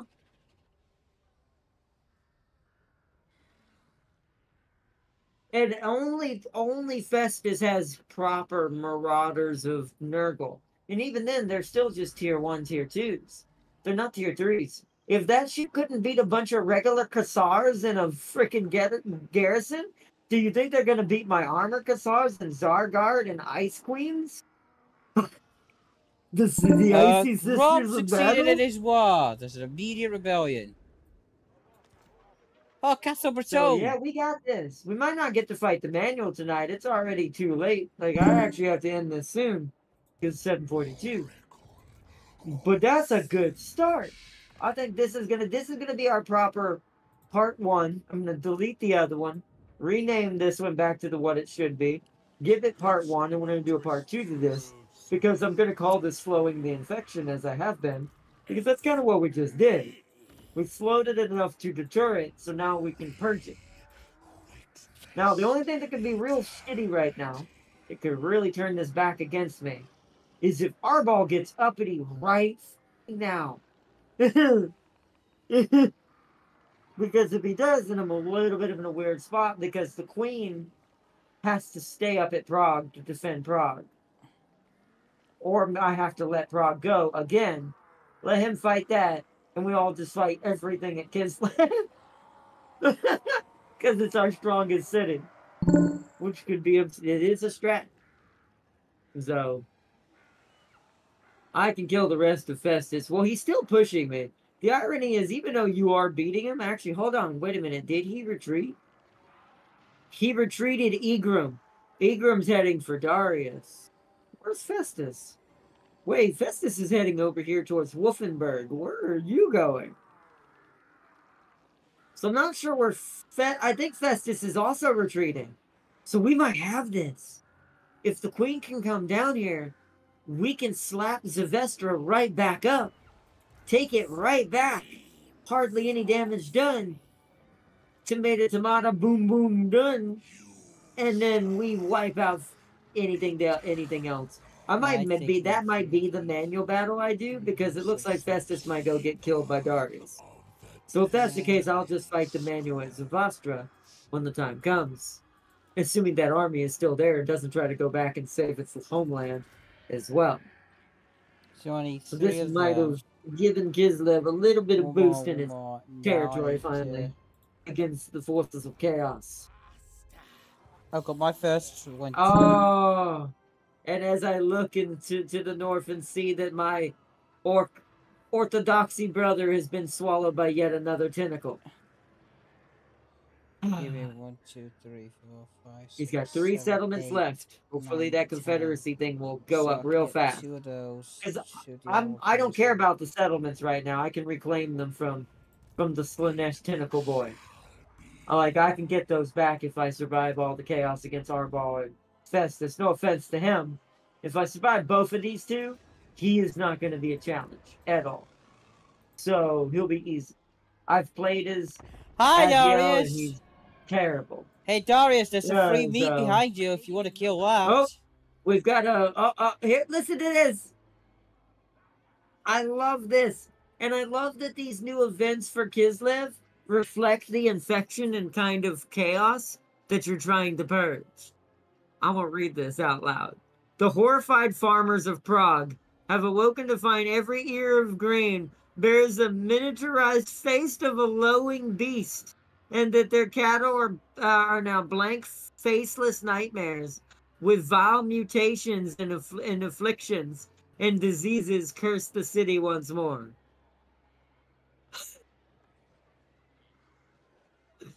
My options are allow farming to continue. This will give me which we don't want this, not with Kislev. Not unless you had to do this and you needed the winds of magic right now. This will give me chaos, undivided corruption for all provinces for +2 for 5 turns. We don't want that. And it'll give me winds of magic power reserve +2 per turn. All armies for 5 turns. That's not really worth it. We already get a lot of magic winds of magic with the way I build them, so no. We can burn it all, that sounds like the sister response. Which is -5 corruption in all provinces for 5 turns. Or we could just get some random common weapon, it looks like. Let's see. The Warrior's Bane. What passive is this? That's got a cool hex. That'd be a good hex for my my other battle sister that's helping the guardsmen to hex the people around her. Kind of like the queen is doing. Do I want that or do I want to burn it all? I don't think corruption is going to be a problem. We cleanse corruption like a son of a bitch. So, No, you need the corruption. I'm going to find the source. Let's get a weapon for our other Ice Maiden. Okay. Trait gained. Warrior's Bane gained. Okay. Just say life is bad when the Skaven are asking for peace. Yeah, very. Darius, you Considering can they get some don't free know what that XP is behind most you. of the time. Do you see it, Darius? Oh, so you got Theodore. Nice to know, Darius. You got armored And you're just doing the spearmen, prog because I don't want you to. death jacks, handgunners. Hey, you got one of. Hey, you're right, Scott. I love a wait. Well done, Darius. Alright. The Struts here. So here's what I'm gonna do with this army right now. They're probably gonna run, but we're gonna try it. Let's attack the reserve Norscan army outside of Kislev. Yep, decisive. Auto resolve that. That is not gonna be a fight. And as I thought, it was not. The Streltsy they took no damage. They got like a 30 to 40 kills almost each. This one was closest to 30. These were closer to lower 30, like lower or higher 28. Wow. Although our little wolf guys with the arrows got 46, so good on them. Damn. Alright, so campaign movement speed and devotion. Because we want chaos corruption to be just absolutely wiped out. Enemy killed in battle, faction destroyed, that Norscan is dead. So what's the corruption going down at now? Whoop! Oh my god, I've gotten corruption up to freaking minus 30 almost per turn. the red and the red and the green is disappearing so fast. Alright, get back in Kislev, but my friend. Alright. Our little dude here is leveling up nicely. Our Inquisitor lead, our Inquisitor lead was this is for torchbearers. I don't have Sons of Urson or anything like that in this army. Not yet. I actually am thinking about getting some of those for him at some point. But Monster Hunter, yes. Bonus versus large for him. More missile strength. Let's get Iron Discipline. Let's start working on beefing his units.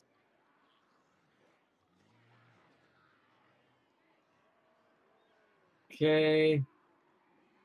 Now for our priest, we want Urson's Roar cooldown. Because he kind of behaves like our battle priest that the Empire gets. That's what our patriarch is kind of like. He's got all these buffs that do different things. Like, look at this. I can basically give an ability where my dudes never lose vigor. Perfect vigor. Basically, but it's restoring it too. That's so whatever even they lost, they get it dangerous. back. It's like, or I can just give an ability that just lets him bless an entire area with plus 25 flat melee attack.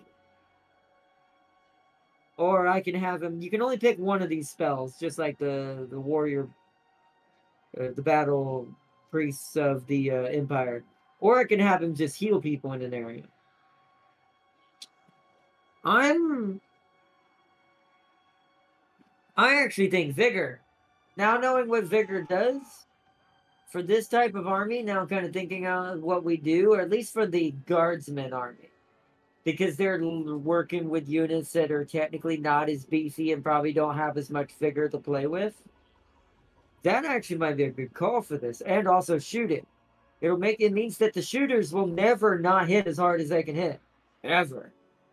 So it makes our guns real scary. So I'm gonna go with that. That's the Song of the Winter Sunlight. And then for our Battle Frost sister here, she's our lady who's helping this, who's our kind of our melee lead over here. I should put one sister unit in here just to back her up, which I will eventually, but... Oh, she gets Heart of the Winter? Dear jeez. And Crystal Sanctuary. Wow. They cannot move, but they gain... Here's the funny thing. If they're in battle, that's actually okay. Because they're not gonna move while they're fighting. This gives damage resistance plus 60%. Let's get both of these. Because Heart of the Winter basically freezes them slowly over time. And they can't move hardly. They attack slower over time. The damage builds up more and more as they freeze more and more. It's a crazy skill. Especially at higher ranks.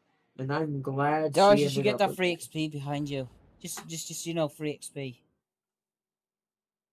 So let's see.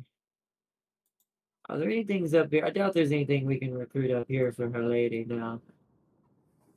For the lady. We're waiting for Darius. all of these. No, me. I'm still on my turn. We're waiting for that regiment of renown. So when do I get... Is there a Frost Maiden?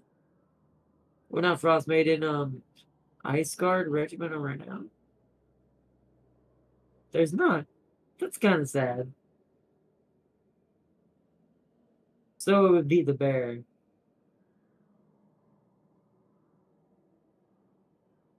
There's a Zargard one. Some things in the woods. Armored Corsairs. Streltsies. Yeah, the Akashinas, aka the Wolfhearts. It's kind of weird that there's...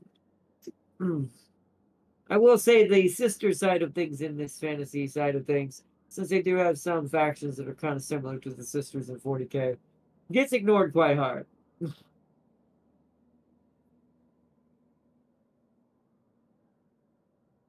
Alright, so... I should probably upgrade Kislev. Let's make Kislev more cheap. Let's make to kids build look great stuff for. again. And also give it more growth so it'll go to the next tier soon. Become even more stupid. And you do kind of have to treat Kislev as your like bastion against chaos if things get really bad, or you'll see what happened to me almost happening. Yeah, negative 43. Yeah, you're losing to Azio and have no forces left. Another thing is, I still think Confederacy is still too stupid in my opinion. I still think it's too hard for Kislev to easily do this before something kills him. Especially since you start at odds because of your automatic Malachi treaty. So, kind of weird. It's in one more turn on my end. This is my last turn. We won't be able to fight Zavastra till next episode on my end. I'm gonna go ahead and start moving the guardsman unit up to attack, but Yeah. Arnar, do you think an RTS in the Gundam universe can work? Ooh, actually, yes, Ooh, I technically. would work really well.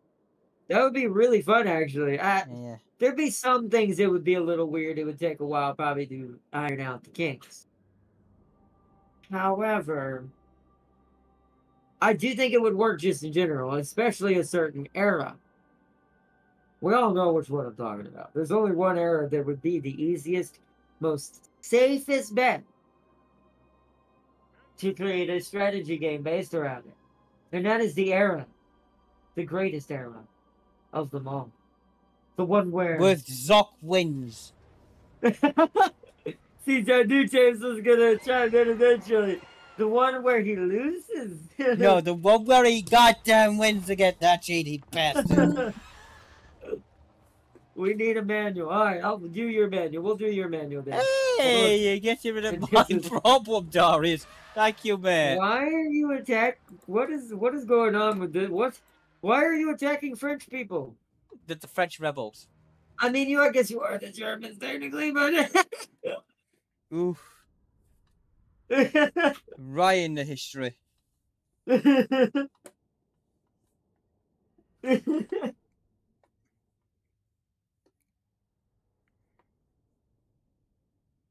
You know, I approve of it though.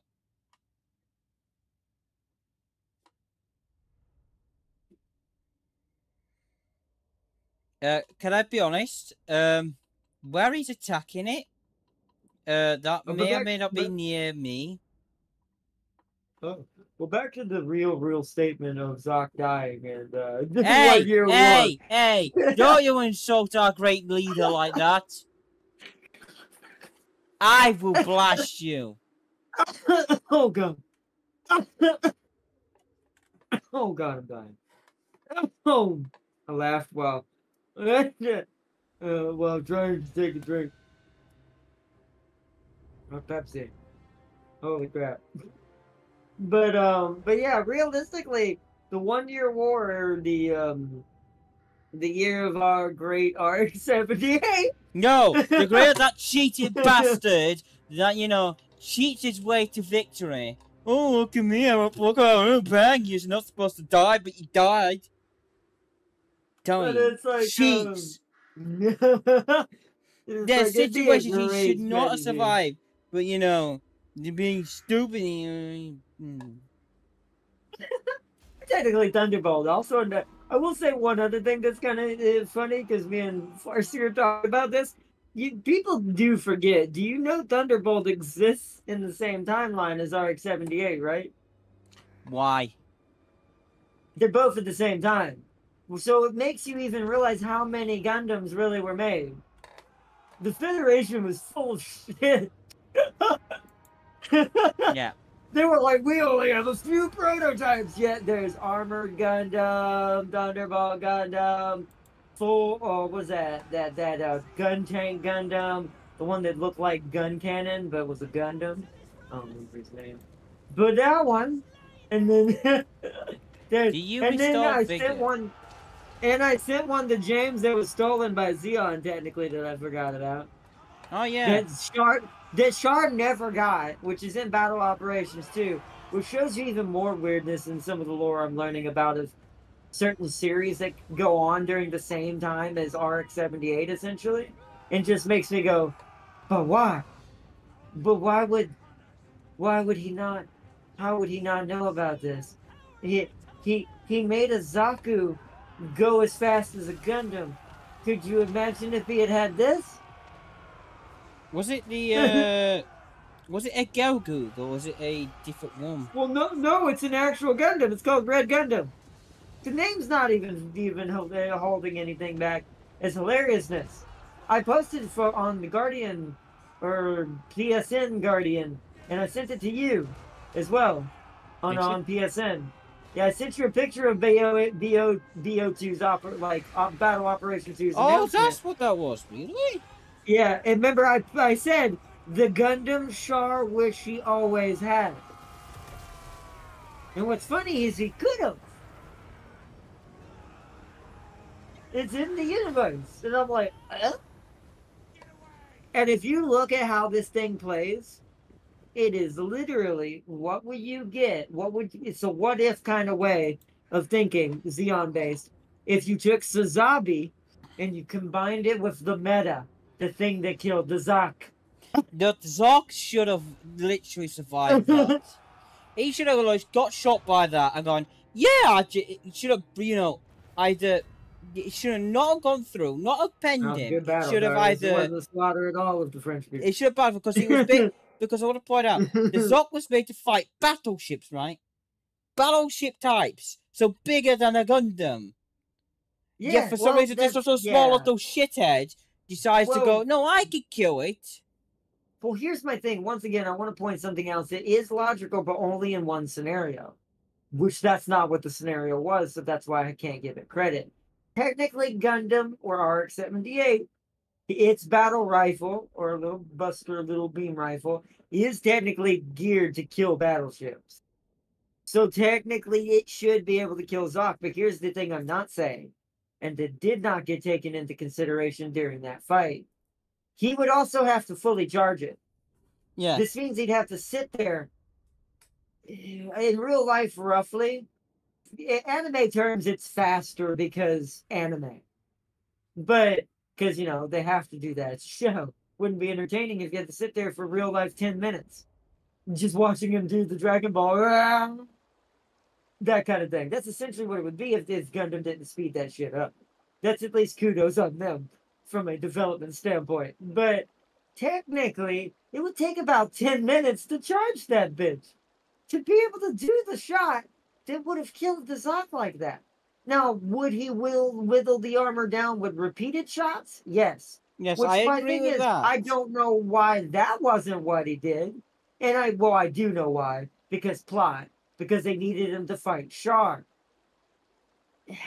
My issue with the series, and this is something that just Gundam has a problem with in general, and I love it. I both love it for this, but also hate it. Because as a Slaanesh, I do like some dramas. I watch them from time to time. Not too many, but I do. But the issue is with a lot of Gundam series, and I'm not fronting, and I'm being completely honest when it comes to the development She's of Gundam. running There's away nothing from you, wrong. Darius. Get her! Get her, And, and, there, Darius! and there's nothing wrong with what I'm about to say. It's just, I guess the double-edged sword is it also affects other parts of the development process that kind of hurt it, which is all of it is Well just done, a bro. Darius. And I mean this in a kind way. Like I actually do enjoy the story. It's just I think it took precedence too much over certain other things that would have filled in the universe better and made more sense. Much like I have certain problems with Warhammer and how it has weird loosey gooseys just because. Um, and it's the bromance between Char and Amuro.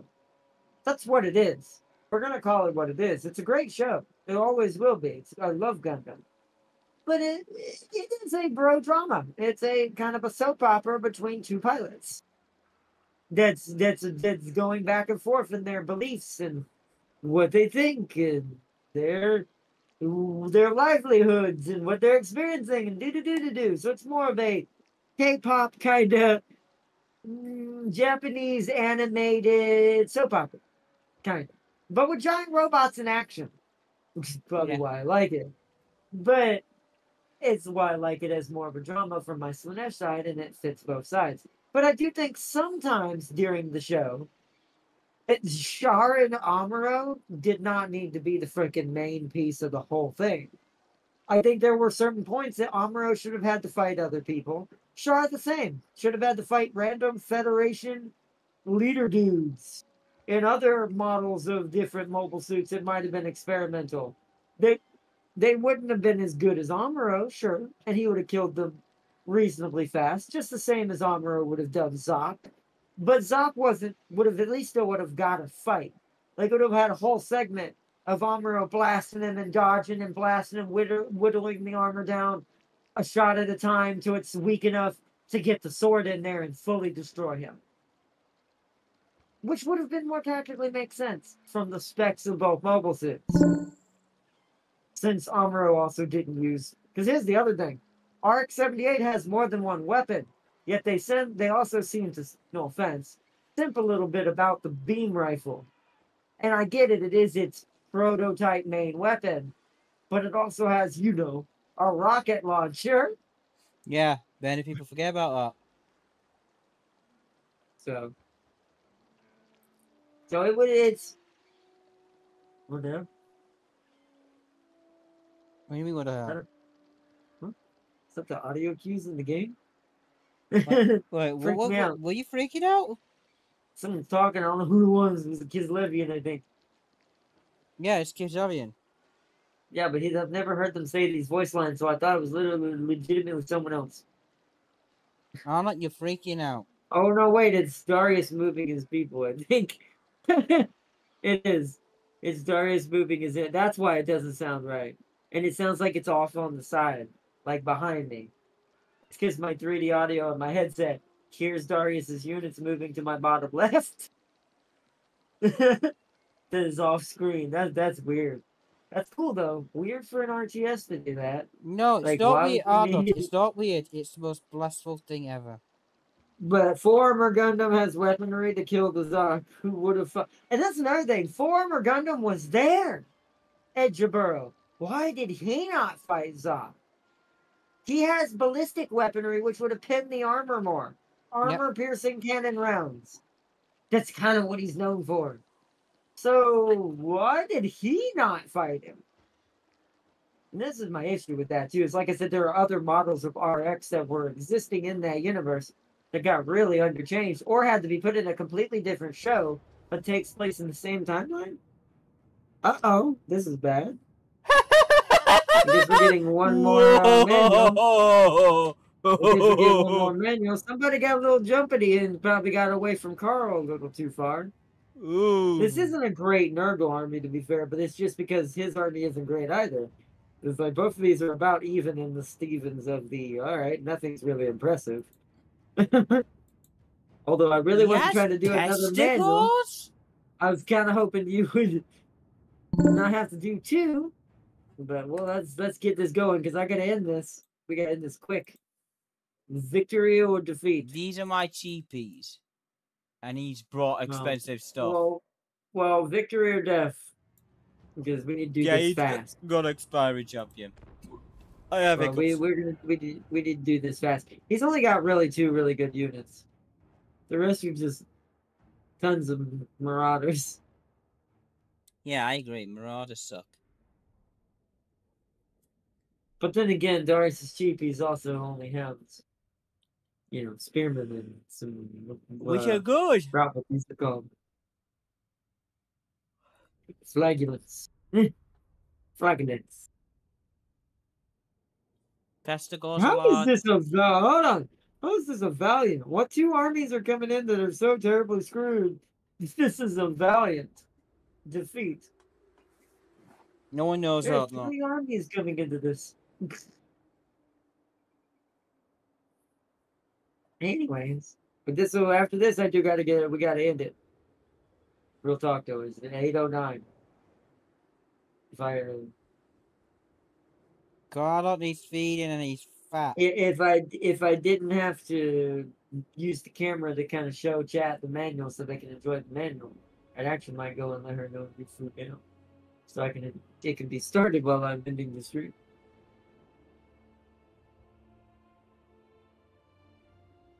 Look at this beast of beautiful terribleness, as Nurgle would say. And the fat bastard. Hey, look at this. James's ex-wife has seen better days. She's not my wife. Sorry, it's not my wife. It does not deserve it. She's really not got much. She hasn't got much better since Path of Exiles 2. And I expect that from a Nurgle. And I expect that.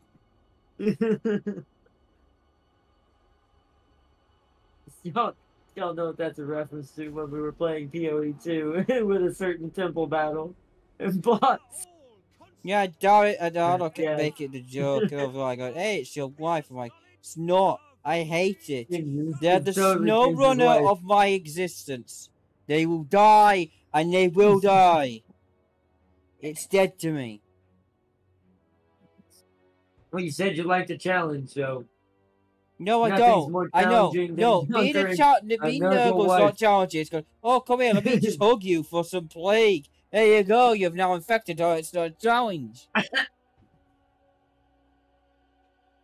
It's just because they're just annoying. They're just really friendly with fucking everyone. You're not surprised Darius hasn't played them yet, because they really like everyone. And they hate me. They're sitting at the top waiting. They're shifting. So let's count. I'm going to count how many units are large. Or medium. Okay, that's small. That's just small. Small. Small. 60, 60, so these are small. These are small. Small. Small. Well, the AI is just sitting there for some reason again. Isn't it supposed to be more aggressive? That's a beast of Nurgle, which is the largest. I guess he is attacking, but no. Fun fact, the Wounded Army is is a call to aid army. Huh.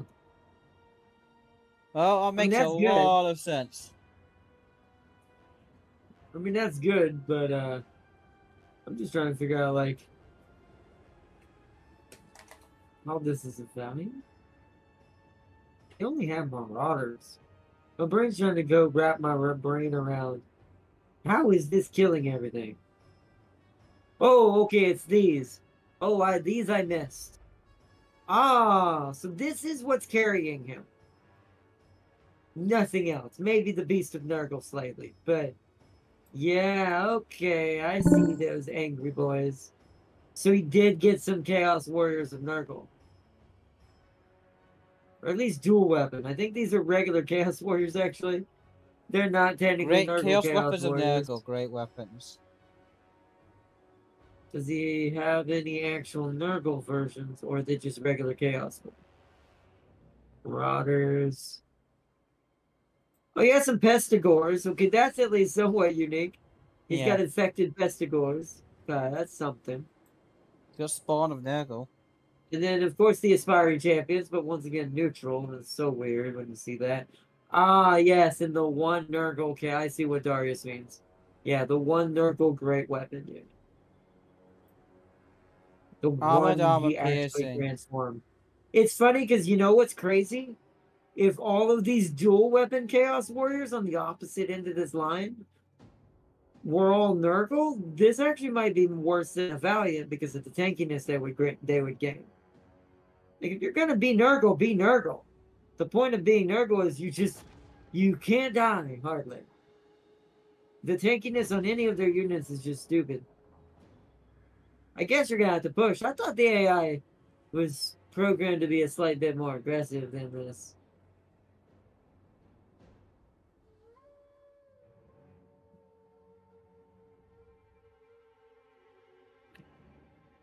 The cannon actually isn't doing a lot to them.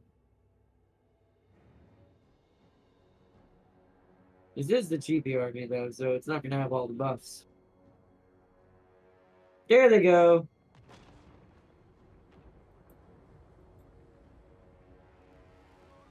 There was a second Red Zaku Xeon had. I forgot the name of it. Yeah, that was Johnny Ridden. That was Johnny Ridden's Zaku. You're talking about oh, what is it actually called? It was a white Zaku too that he was friends with. It had its own series as well, separate from Shard. There's just there's a lot to the 1 year war. A lot more than people know. Like a lot. So it would make a great strategy as far as if you had to use any Gundam or pick any Gundam for hell, even a turn-based, because they've had turn-based strategy games of Gundams in the past. But I'm talking about a legit one where you get Zaku's and GMs and things like that, not just, Gundams and big boys and stuff like that.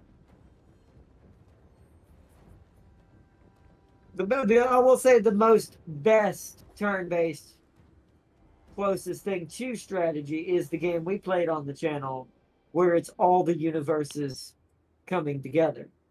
Gundam Wing, all of it, and you can create your own team of crazy Gundams and turn-based combos. We never did fully finish that, but it was a great game. It got to the point where that game became so much of a grind, but the loop wasn't quite as fun as I think it should have been. The animations were good.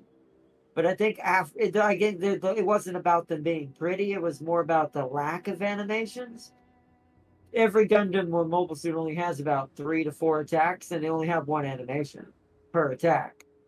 So once you've seen it 500,000 times of each type, it kind of loses its draw. Plus, there wasn't too much roguelike to it. I think it should have been treated like an XCOM game, if you really want my opinion. If it had been a more XCOM-like, it probably have done like box office levels of craziness. Just because I think that would have gotten rid of all the issues that I do think it ended up having. But overall, it was still a good game. Like I said, for what it was trying to achieve in its simpleness and it just being a turn-based, collecting the Gundams, making cool squads to play the story and the cinematics, but in a chibi kind of top-down form. That's another thing. Realism, like if it was a strategy game, if I was doing a turn-based game for Gundam like that, I would make it more like XCOM so the units can look a little bit more like closer to battle operations units. And now battle operation isn't winning any awards either. Its models are pretty cheap and very old for battle operations too. But at least from a turn-based game standpoint, compared to BOE2, the animations don't need to be as flashy and can be enough to kind of, as long as the XCOM part exists in the gameplay part of the loop and enjoyment of the tactical strategy, I think it would do well. More so with those types of graphics than even BOE2 does. Because BOE2 suffers from it being such a fast-paced game, or we expect fast-paced as a hack-and-slash game from Gundams. Yet that game is so slow. That's why I just couldn't do it anymore. It's all about just mid-maxing your slash, stun, blast, stun, slash, blast, stun, slash. It was stun That's- operations too. Yes. It's stun lock operations too. Which I get it. That's what the mechanic of the engine is supposed to be about. It's supposed to be the tactical use of landing those heavy shots to capitalize on a full assault. But it's also playing too heavy into the fact, well, you know what also that requires? Good teammates. And the one thing you never want to do in a multiplayer game is force a player's enjoyment to be based on other people in a multiplayer game. It kills it out the game. Because if you get a bad team, well, there goes the mechanics. Because the mechanics are based on squads communicating, working together to do stun combos and maximizing damage. You can't do that if the team isn't cooperating with each other. And most often not in a rando lobby, this is what's going to happen. So.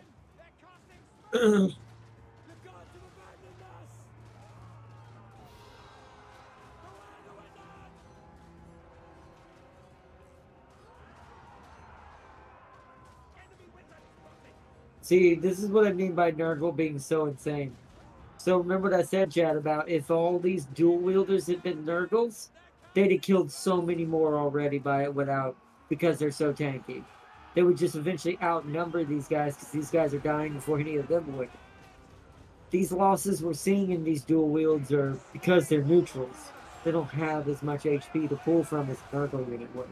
Or the same version of this Chaos Warrior. But, you know, Nurgle blessed. Blessed by the Plague God with stupidity skin that both is nasty, but also somehow hard as hell to completely destroy. Because it just regrows.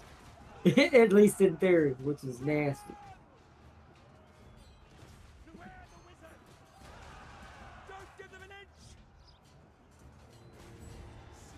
Darius is doing the right thing, though. Because he's going to take losses no matter what. Just with how tanky they can outlast. But he's focusing the units that need to be focused down. He's got one bigger blob with all his better units forcibly winning the fight over here. Just to keep the better shit for them on this side. And then he's got all these mass spam of neutral dual-wielding Chaos Warriors. The Nurgle Beast, the leader, was over here. I know he retreated. He might have died. Oh no, he's over here running. He's running away back here, trying to get away. The Chaos Sorcerer is running away. The Nurgle Sorcerer is like, nope, I'm out of here.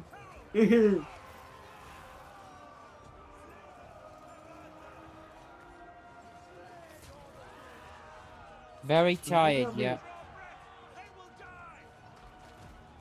Very tired. Who said that? Oh, you looking at Vicar? Who's very tired? Beast of Nurgle, so it means he's gonna have negative stats, yep. That's what that red means. So that's tied to You know, for the longest in this game, and did not know what it meant when the stats would drop like that. You know what I thought it was? Forever? I thought that was just some sort of hex. And then maybe that plays into it too, but I thought that was like other characters' hexes or like around them doing that. I never realized vigor is actually contributing to that. Yeah, well, think of that. Well, yeah, and I never thought about it. So Makes he sense. explained that for every action your character, these units do, i.e. charging, and he gave an example. So, because the base figure is based on a tick, and he gave an example of 10 ticks would equal 1 real life second. And if, let's say, your character spent a minute charging for a real minute, for 60 seconds, that's 1 minute tick time, which would calculate to, I think he said 2,400, which would equate to that it'd be be active. So, Okay. so if you get what I mean, That he makes sense. explains it more and more better in the video, but it explains that the more actions these units do, the more tired and exhausted they yeah, become. Because if you look in at real Mr. Double life, now, he's exhausted, meaning that he's getting more, well, less and less not, stats off of him. More, so he's now fighting it's less at deteriorating his in his head. capacity. So that's interesting. It makes sense. I mean, in real life, if you were tired, you would not be good at fighting. It's like when I try to play Doom when I'm super tired. It don't work. Yeah, It no. just don't work.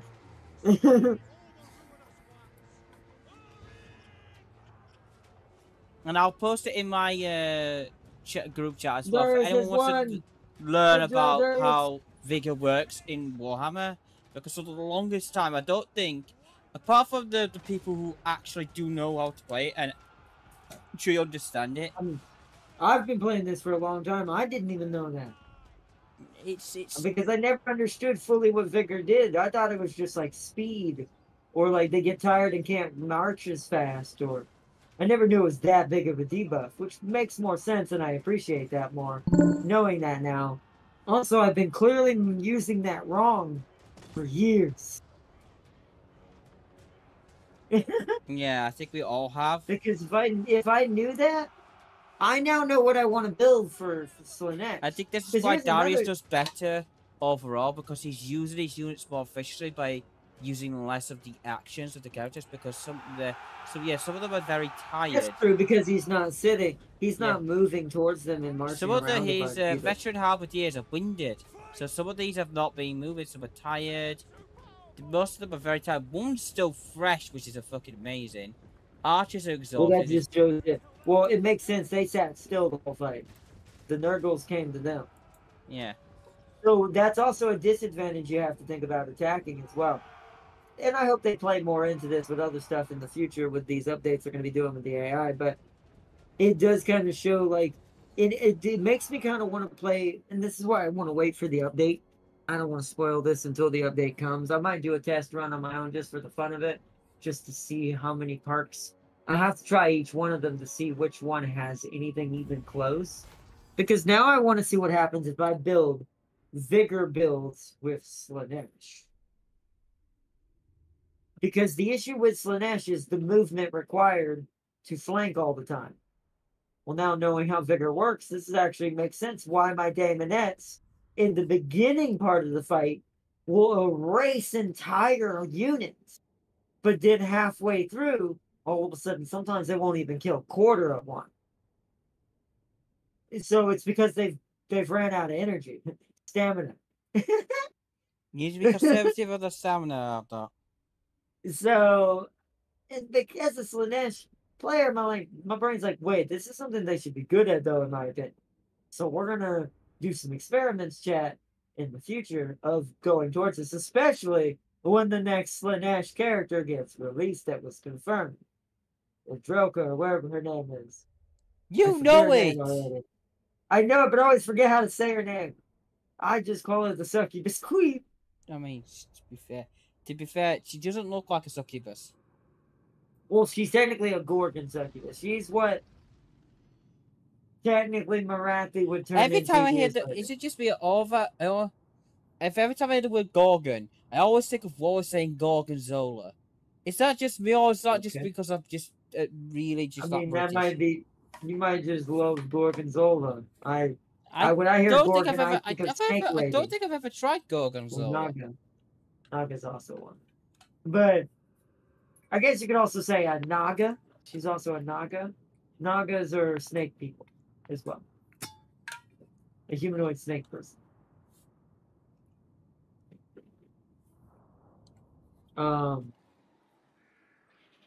It's it's literally like Gorgon is the original name, which is why I use Gorgon, because that's what people usually remember, because that's what Medusa is. The original Gorgon of myth. Go to Medusa and say, hey, I eat some cheese because you're going to be my Gorgonzola. So he killed nobody. I saw that. You did really well. You He definitely did do destroyed really that. well, Darius. For the fact that, well, I mean, he didn't have proper Nurgle units either, but you, for what you were fighting, you took no full losses. And even if he had proper Nurgle units and you lost some full units, if you still won, it still would have been a good win, because you won against something that technically is known for outlasting, even when it's exhausted. Because I want to point out, look how exhausted probably those warriors were, and look how many units they still did kill, and they weren't even Nurgle. So this is why I don't like dealing with Nurgle units, because they slightly cheat in some ways. They always cheat. And it's not about the vigor, although once again, now understanding that, I also now know what to... Hearing that too, this tells me one other thing that I've been doing wrong, and now I understand what perks I want to give them to maximize damage. Kev, also, it really makes sense now why Braytonia is a machine. Because their knights naturally have good ass vigor. This is something they naturally have. Once again, horses.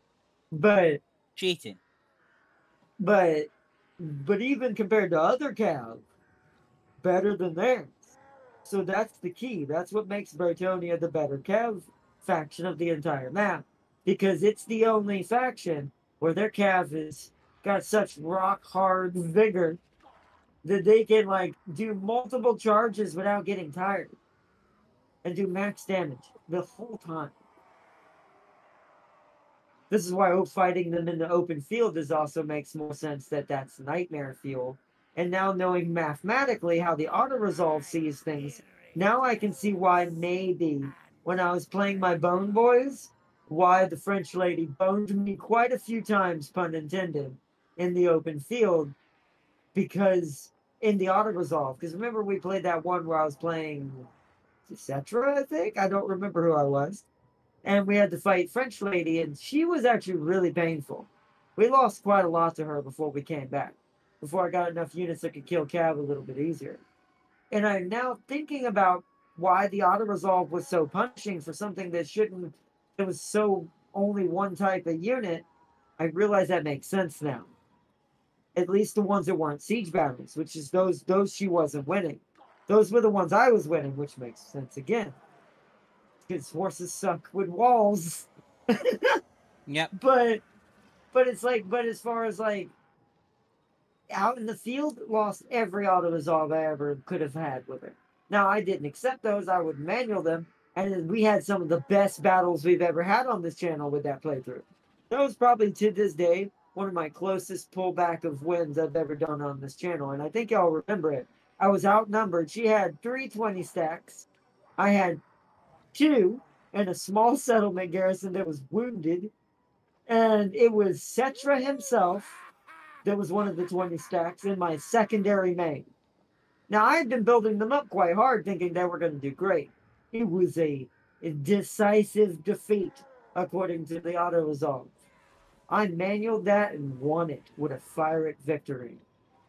Now, did we lose a lot of Bone Boys? Yeah, but we won, which means that technically in a manual, and if I had understood vigor, I know what I would have done in that battle. I'd have put my ass in a corner and made her, and I think I did kind of do this accidentally. I don't think I fully did this, but I think I did halfway, even though I didn't understand vigor at that time, commit to a strategy where I was in this weird pincer setup that I made with the armies and the settlement garrison as just filler units that die when they hit the front line. So it didn't waste the charge. So it would basically waste the charge. So the charge would hit the units that are already almost dead instead of full units. So I had this like situation set up where I was kind of backed in this little tree-like area that was kind of cordoned off where they couldn't come in behind me as easily. And if they did, I had spears watching that. And now knowing how it works, also Vlad is talking to somebody. Now knowing Totally how it talking to works, Darius. that makes sense why I had a fire rate victory and how I pulled that back. I halfway did the strategy that would be required to devigor the cav enough that they're no longer getting full charge power. Like they're no longer charging at full strength. Meaning we can take the charges with our spearmen head on, doing more damage to them than to us. So now I know that. I'm gonna do some different builds here and there with different things now. Oh, the Astrolord, the White Lion, claimed the Sword of Cain. Wow. Haven't Clan heard him get it Strya has in a while. confirmed the Pestilence scheme. That's always great. That's the wrong pestilence. That's the wrong scheme, but I'll take it. Supposed to perform the one for the Warlock Engineer, but okay. He must still have it alive. Hasn't used it on anything yet. Alright. Once it gets back to my turn, we're ending it though, so don't forget, James. Don't take too long. It's already getting late. I'm taking too long. I'm panicking. And I still gotta I'm eat. panicking, Also, Anakin. is that you, Mom, nearby? Servant of the Wind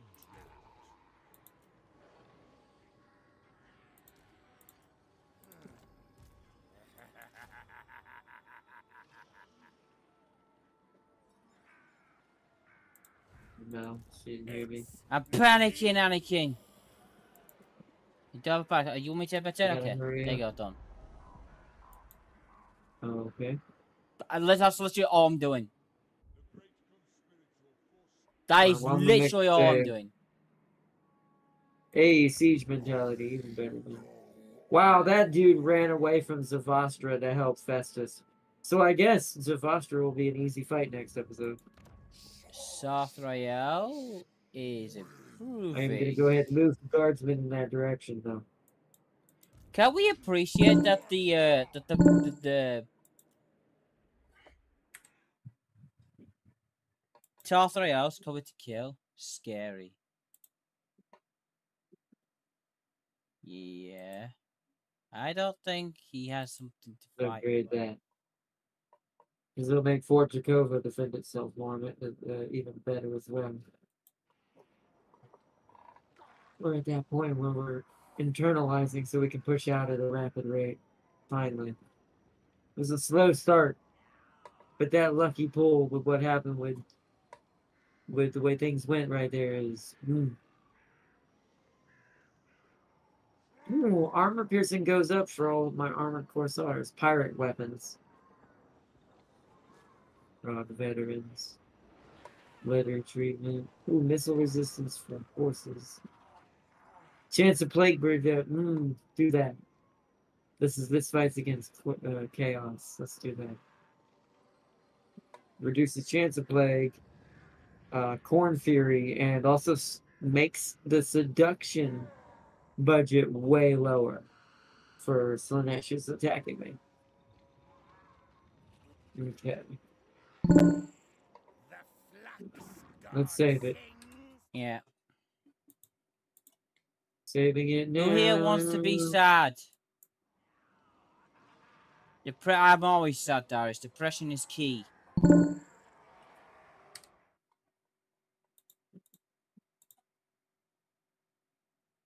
What is this? What am I? Oh.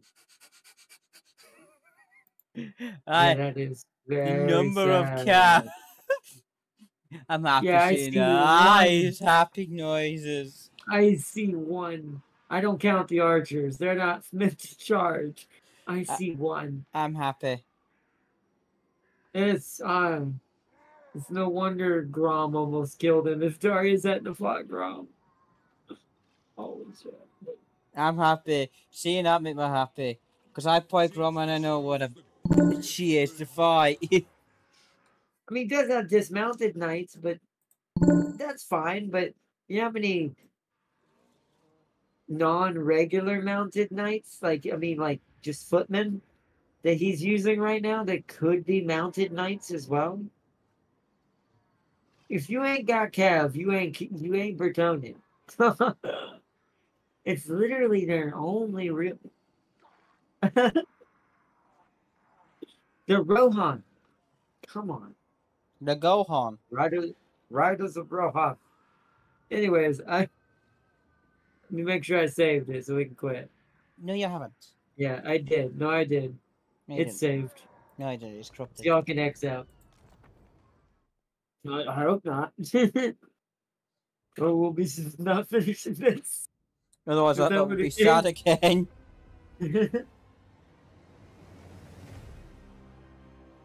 I see. I heard they're dropping her in Warhammer, India for some reason. Dropping who?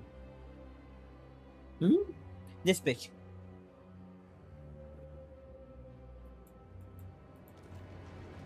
Oh, you talking about wait? You talking about region wise?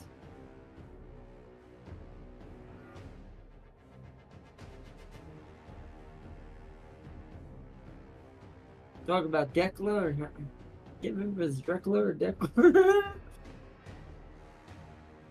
Decon.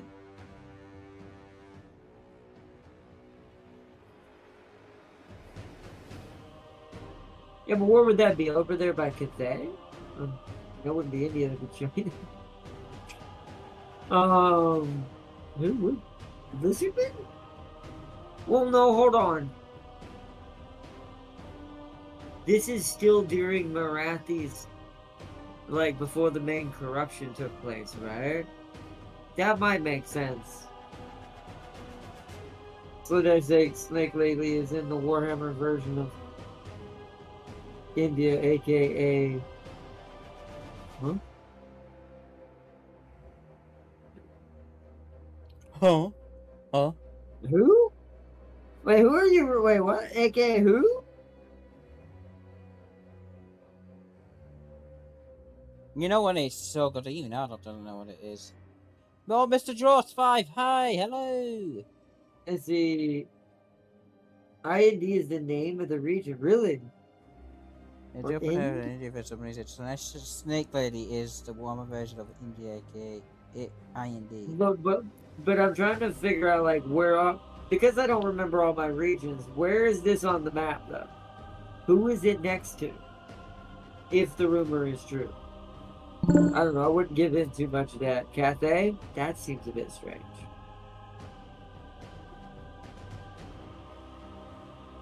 That does seem a bit strange.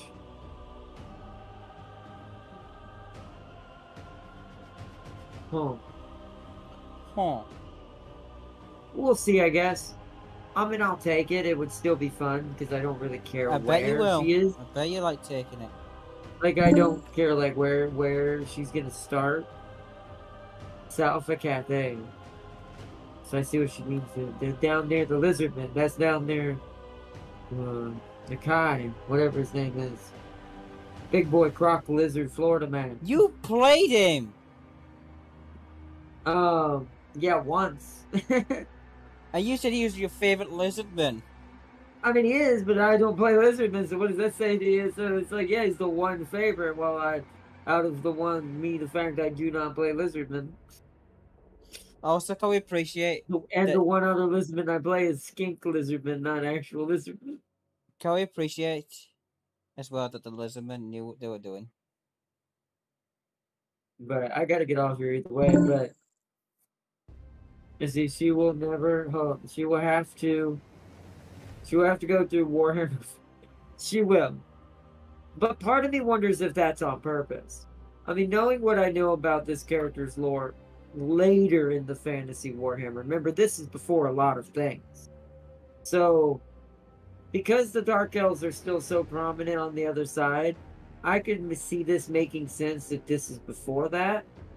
Because maybe she hasn't got there, and because I think she's the primary reason Marathi becomes what she becomes. So maybe she hasn't arrived yet. And maybe that's part of her campaign. We'll see what her campaign does. That'll be the biggest thing that will make me go, make or break whether she'll be a fun character or not. or whether we'll end up having to create our own campaign to roleplay something more fun. But we'll see.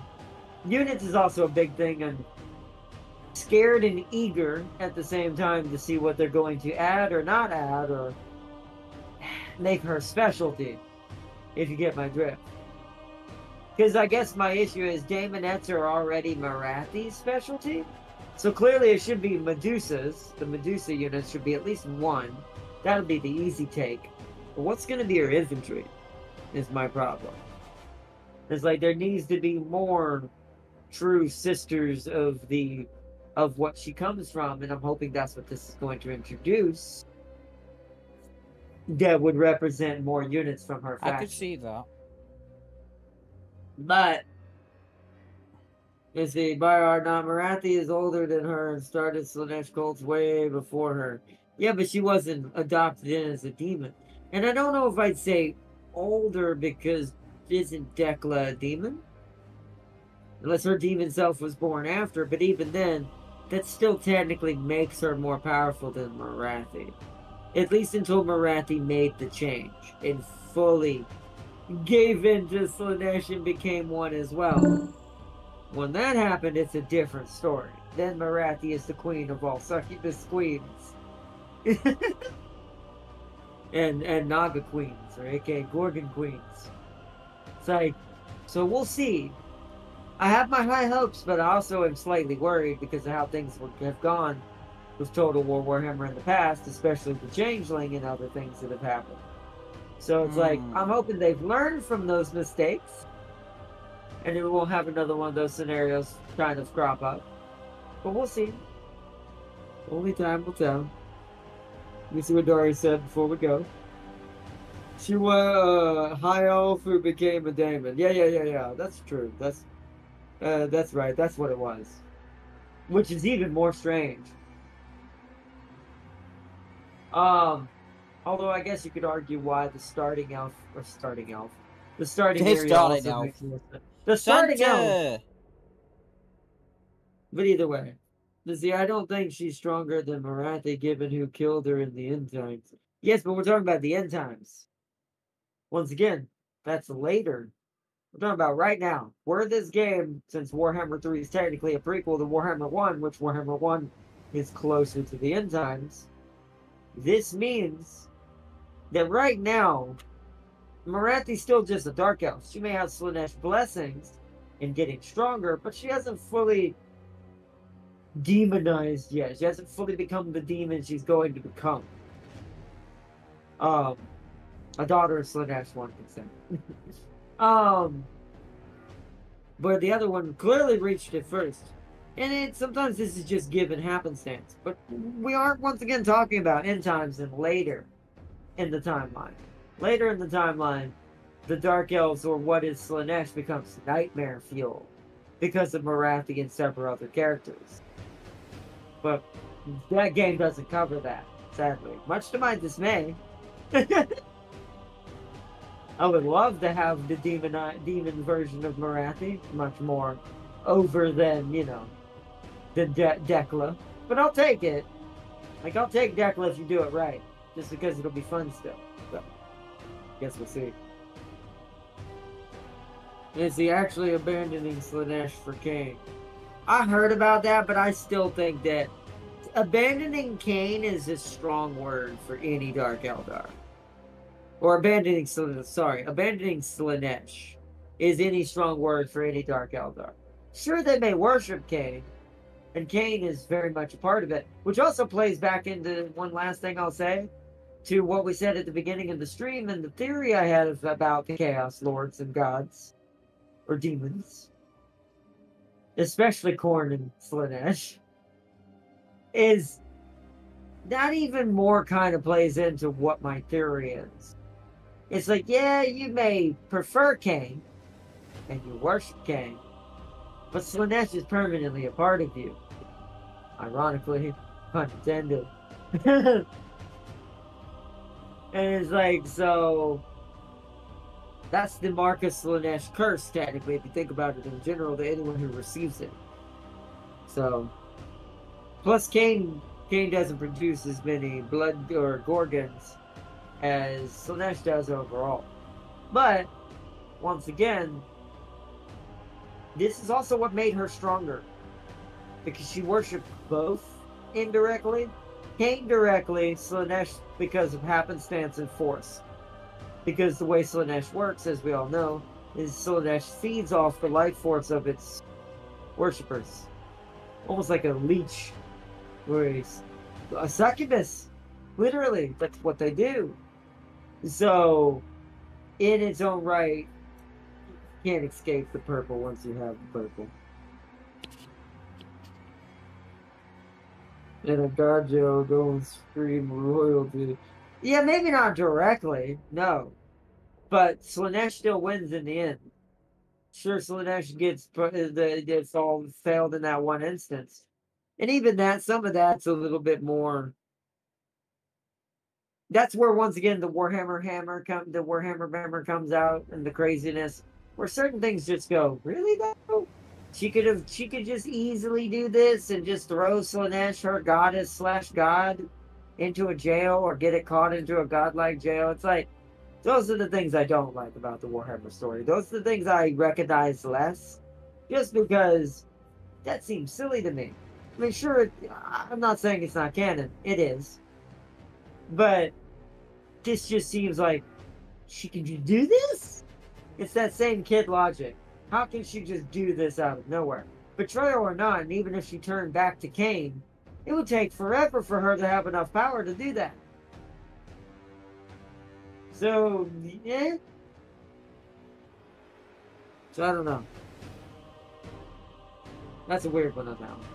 I'm gonna blame that on weird Warhammer having weird connections to some things that are not logical. I still think she would be tied to the hip if it was realistic, especially with what Slaanesh represents. So Age of Sigmar teamed up with God Malekith. I heard about that part in the lore, and Teclis and Tyrion, all of them jumped Slaanesh. But that would be Malekith, though. My thing is, I don't know. This is what I mean by, like, they just write the lore for the sake of the lore. Okay, Slaanesh got jumped. But it's one of those things, and here's another thing I'm going to call out a little bit about Slaanesh design. This would also improve the design away from over-sexualization. I'm not saying that's a bad thing either. I'm not against characters or daemonettes that look like daemonettes and da-da-da-da-da. I'm not one of those. But I will say, if they did want to add more fluff and flavor to Slaanesh that's not, hashtag related to what Slaanesh originally represents, then this would be a good time to kind of bring in, well, what is Slaanesh really? And Slaanesh is suffering. Slaanesh is the degradation of just pure agony and pain and suffrage. So realistically, them jumping Slaanesh, and I don't mean this in a pun way, should make Slaanesh stronger. Because Slaanesh is now suffering, and I mean this in a weird, once again, trying to tailor away from this, but in the core essence of what it is, somewhat of a masochist way of looking at it. The more pain you would bring Slaanesh, realistically, the more powerful Slaanesh should be. The more it should fight back, the more it should get bad. So, Marathi was the one who lured Slaanesh to the jumping, and even stupid, there was no Slaanesh daemons or keepers of secrets helping Slaanesh. But see, I don't believe all that stuff. Not that you, by the way, I believe you, Farseer. I don't believe all that stuff when Warhammer writes it like that. I don't recognize that. I'm not gonna. That's a lazy story. I just don't. Because there's better ways of writing characters out than that. They may recognize that, but I guarantee you most of the fans, especially fans of Slaanesh, of the real Slaanesh, not the meme, probably don't agree with that either. Because and it's not just Slaanesh, there's many examples of that in Warhammer, where many characters have just been thrown under the bus for the sake of being thrown under the bus for the moment of whatever advertising they're trying to push. which I get it, but if you do tasteful selection and advertising, you'll get better results on both sides. Model side, lore attraction to your universe, bringing more people interested in what this is. It's many things. But anyways, that's too much of a thing to talk about.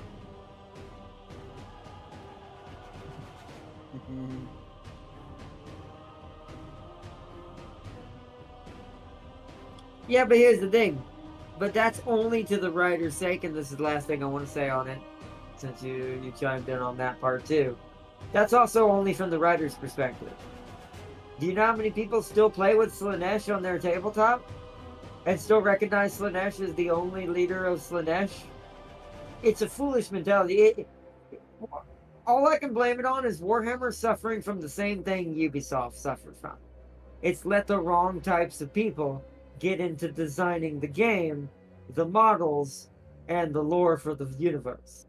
People who do not play this game, do not play the tabletop, do not care about the lore in the universe and what the characters are in it, and come from a much different culture, who have nothing to do with Warhammer. I wholeheartedly believe Warhammer's on its way towards that problem. It's just so big that it hasn't reared its ugly head enough yet. But they'll make a big enough mistake that won't matter either, if that keeps up. I need to stretch. Not even just with Slaanesh, anything. Could even be a Space Marine faction that ends up getting completely boned. Could be literally anybody. But it'll be, when it happens, it'll happen, and it'll be enough, and we'll know, you'll know what I'm talking about. It's been happening to everything, and it's ruining IPs everywhere, because all I'll say is, political stuff never belongs in anything. That's not politics. If it's a video game, if it's a movie, if it's a show, even a book to a certain extent, but books are a little bit more freelance on this and can get and are okay to do this more because books are different. But yeah, just don't do it. Just don't support it. Like, no matter what side you come from, and I'm doing this fair to both. Just don't do that to anybody's products, anybody's IPs. It has no place in it. We're tired of seeing it. We do not care. And that is my take on something that's been going on. But that is what it is. And I do feel like Warhammer, if they don't notch it down a little bit and kind of take it back to the fans, they're going to end up finding out the hard way. Just like Ubisoft thought it would never happen. EA never thought it would happen. And Disney never thought it would happen. It's going to be the same. It's going to be the same. It's going to end up doing the same thing, sadly, to one of the factions, and then it's going to get slammed and lose majority of its profit. But we'll see when that hammer bammer drops. It's not Fantasy or 40k. This is the Age of Sigmar who's doing this. I have heard about that in Age of Sigmar, but once again, that is just the writings. I follow all three, but Khorne is somehow strong enough to fight all the gods, even Zeech and Nurgle at the same time. Freaking time in the Age of Sigmar, so we know that's true too. But that was probably just to sell models. They were probably selling more Khorne models at the time. Who's winning is who's on the market top. That's how Warhammer runs its lore, sadly.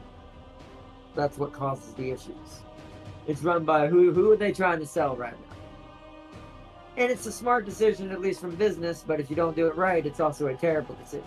So, tomato, I guess.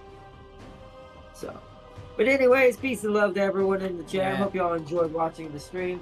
Big shout out to Mad Loud Jams for joining in on this tonight. The Kislevian survival against the Chaos Waste and the demons of the Horde continues. We will purge them. We will cleanse the chaos. Dolaris. Dolaris? I combined Darius and Stellaris together. Dolaris! Darius, your new name I is went to say Dolaris! Darius, but my brain went Stellaris, and it came out Dolaris. Yeah, get on it. Get on that, chat. Darius's new nickname is Dolaris. Farsia, don't ever let it go. Where can you wear?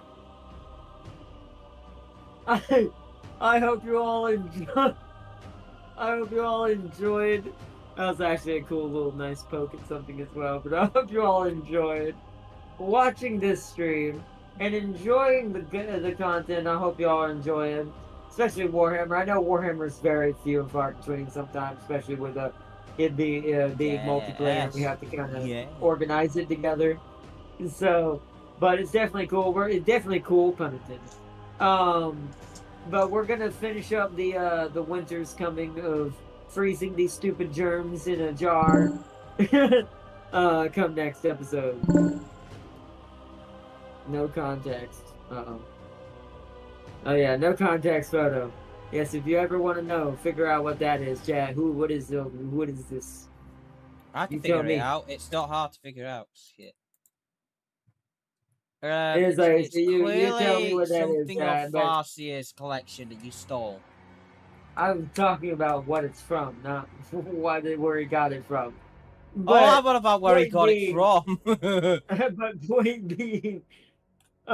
point being, yeah, what was I gonna say now? Point being, I hope y'all enjoyed the chat. Hope y'all enjoyed the stream. The Ice Queen will purge this infection that has grown up in Kislev. And then after that, we have to use our icy strength to put out some fires.